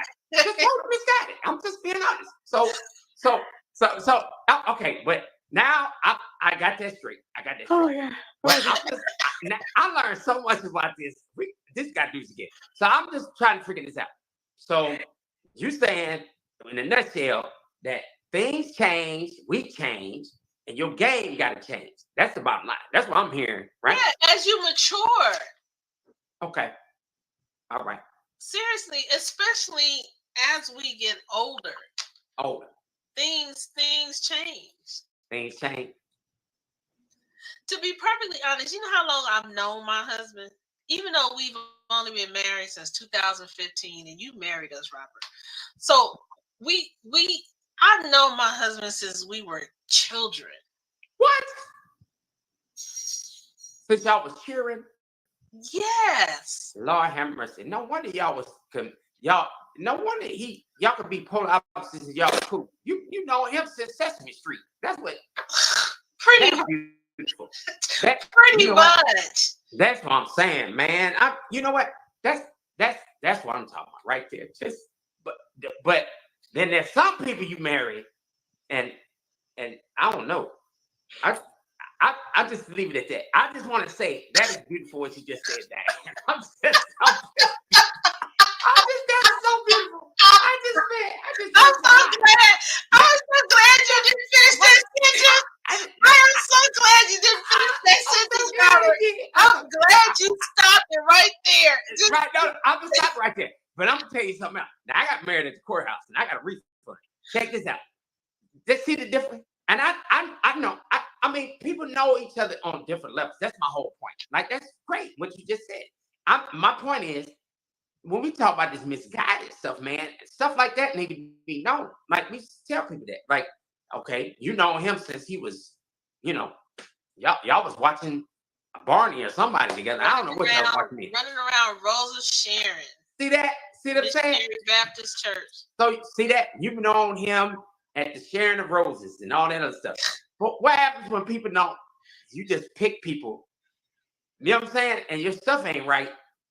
And that's those kind of things. We don't talk about those misguided stuff. That's what I'm saying. This is a beautiful conversation because some people don't have that historical context. So if you just boom and just meet somebody and it's stuff like that out there.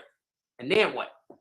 Then are we misguided because we did that? Or I just believe this is my whole point. This is why I want to just kind of make sure before we go off. I just want to make sure people understand. I just believe either way, I don't care how you meet people. I just believe God don't make mistakes. I think it's lessons to be learned from it. And that's the problem. I think we just don't learn no lessons, man. It don't matter how it happened. It's just, man, we just don't want to learn lessons. And then we're not listening. No, not at all. We're not listening with the ears. No, we're not listening with the heart. So we're not listening. We stay mad. We stay upset. We mad at ourselves. We mad at each other. We mad and we lying, man. Nobody. It's not a thing of who did something wrong. Did you learn a lesson? Gee whiz, can we learn a lesson? And the thing is that are you willing to learn the lesson? Right. And so as we, get ready to, stroll on out and try to get this thing right. One of the things that in this whole conversation that I've heard is that we all have been there. And it's just instead of just like once again, like I said, instead of talking about it, how do you live it and be about it and still have the love? I tell people, and I don't know about you all, but when people sit there and say that they don't love their, old partner or their old spouse or whatever, I tell them that's a lie. You still have your love in the heart, and it may not be the same, but you still have love somewhere, regardless, because that means it was just an act of something to do. But should I forgive him? I think that's what I want to. Well, first of all, should I? You should. Why wouldn't you? I mean, the thing about it is, what happens is that, and I can only speak for myself. I had to learn how to forgive me first. Once I forgave myself, like really truly forgave myself, then that door was open. No matter how individuals may treat me, I have gone to them. And even if I don't go to them, there's some people that I still may need to go to and say, hey, look, I was wrong. Or, can you forgive me? Or I forgive you. When you get to that point, and especially when you go to God first, that's why I say if you had argued with your brother or your sister, you go to them. But at the same time, there may be places and positions where you may not even be able to go to it. But if you go to your Father first, who is the forgiver of everything, he, tell you he'll forgive you, how many times, So the thing is that now, don't be just doing stuff to have something to do and then go keep asking for forgiveness. Then, then it's almost like you're saying, hey, I'm using, your name in vain because I'm not now obeying, your word. I'm just doing things to have something to do. So when you get to that place, forgive yourself. And then remember that this is a part of life, the journey. People look at the glory. And when I say the glory belongs to God. But I learned even with business, with relationships, people will look at you and they'll look at the glory. But they don't know the story. The story was already presented, or you had to go through this mess and you had to go through all these tests in order for God to get the glory. So he's the one who brings us together, heals us, delivers us, so that people can see the love that he has for us. So we could be those fishermen to bring them and let them know that, hey, that everything is going to be okay. So anybody has anything else to say before we close out? I just have one thing I want to say. If you're in a misguided relationship, in closing, just try the spirit by the spirit. Yeah. If it don't line up with your vertical relationship, which is the most important relationship, if it don't line up with the word of God, if it don't line up with your spirit, man, you got to abort it. But try the spirit by the spirit. And I'm going to leave it at that. Dr. Robert? Well, I'm going to say, again, if you made the wrong, say if you just was misguided coming out the gate, quit blaming each other. Just stop the madness, man, because you know what? It kills the village. Just own your stuff and just don't be hating each other and all that crazy stuff because they don't do no good. Just learn from the lesson, come back to the table of peace, and then speak the truth. Don't be lying. And then, like she said, now we can have a very robust conversation about it. Where do you go from here? But I think it's just sad when we just hurt each other. We're hurting everybody just because we just can't be honest that we was misguided in the first place, or Can it be corrected? There might be some stuff that can be corrected. Who knows? But silence not gonna fix it, and then lying about it not gonna fix it, or saying hateful or evil. Well, you know what you just said was good, and this can be another subject that we could talk about. When you say, what are we going to do to fix it? A lot of people feel that because you're trying to fix it, it means that two people are getting ready to be joined back together again. It's just that you all have reconciled the relationship, and now you can move forward in peace, and not, it destroys families, it destroys the relationships. Thank you so much, CTR Media Network, Dr. Tina Ramsey, along with the staff of CTR Media Network and all of the podcasters that have programs featured on CTR Media Network. I'm Kim Jacobs, the host of The Kim Jacobs Show, and we're bringing balance to the world one household at a time. It is such an honor and a privilege to be able to be associated with Dr. Tina Ramsey and her program with CTR Media Network. They go over and beyond the call of duty and do exceptionally well when it comes to the podcasters. I'm saying things that are like, ooh, mind-blowing. They are exceeding our expectations, and I cannot be more grateful and more thankful. So I just wanted to take a moment to say thank you for all of your professionalism, your consideration, going the extra mile to make sure that your podcasters have what we need to be able to have a thriving program and to get exposed to over 350 million households, 46 countries. I am excited to be a part of CTR Media Network, and I don't take it for granted. Thank you, Dr. Tina Ramsey, for all that you do. God bless you.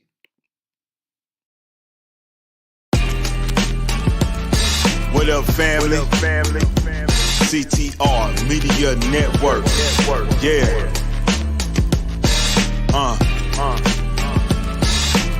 Best in the biz. Yeah. Join the team. CTR is who we are. The media network, that's the best by far. Whether you listen at your home, at your job, in your car, come get the information that's needed above par. Never lasting, motivational podcasting, giving you the answers to the questions that you're asking. Serious talks and topics, how to come up and profit, how to better yourself, your health is here. We got it, reaching 350 million, they tuning in.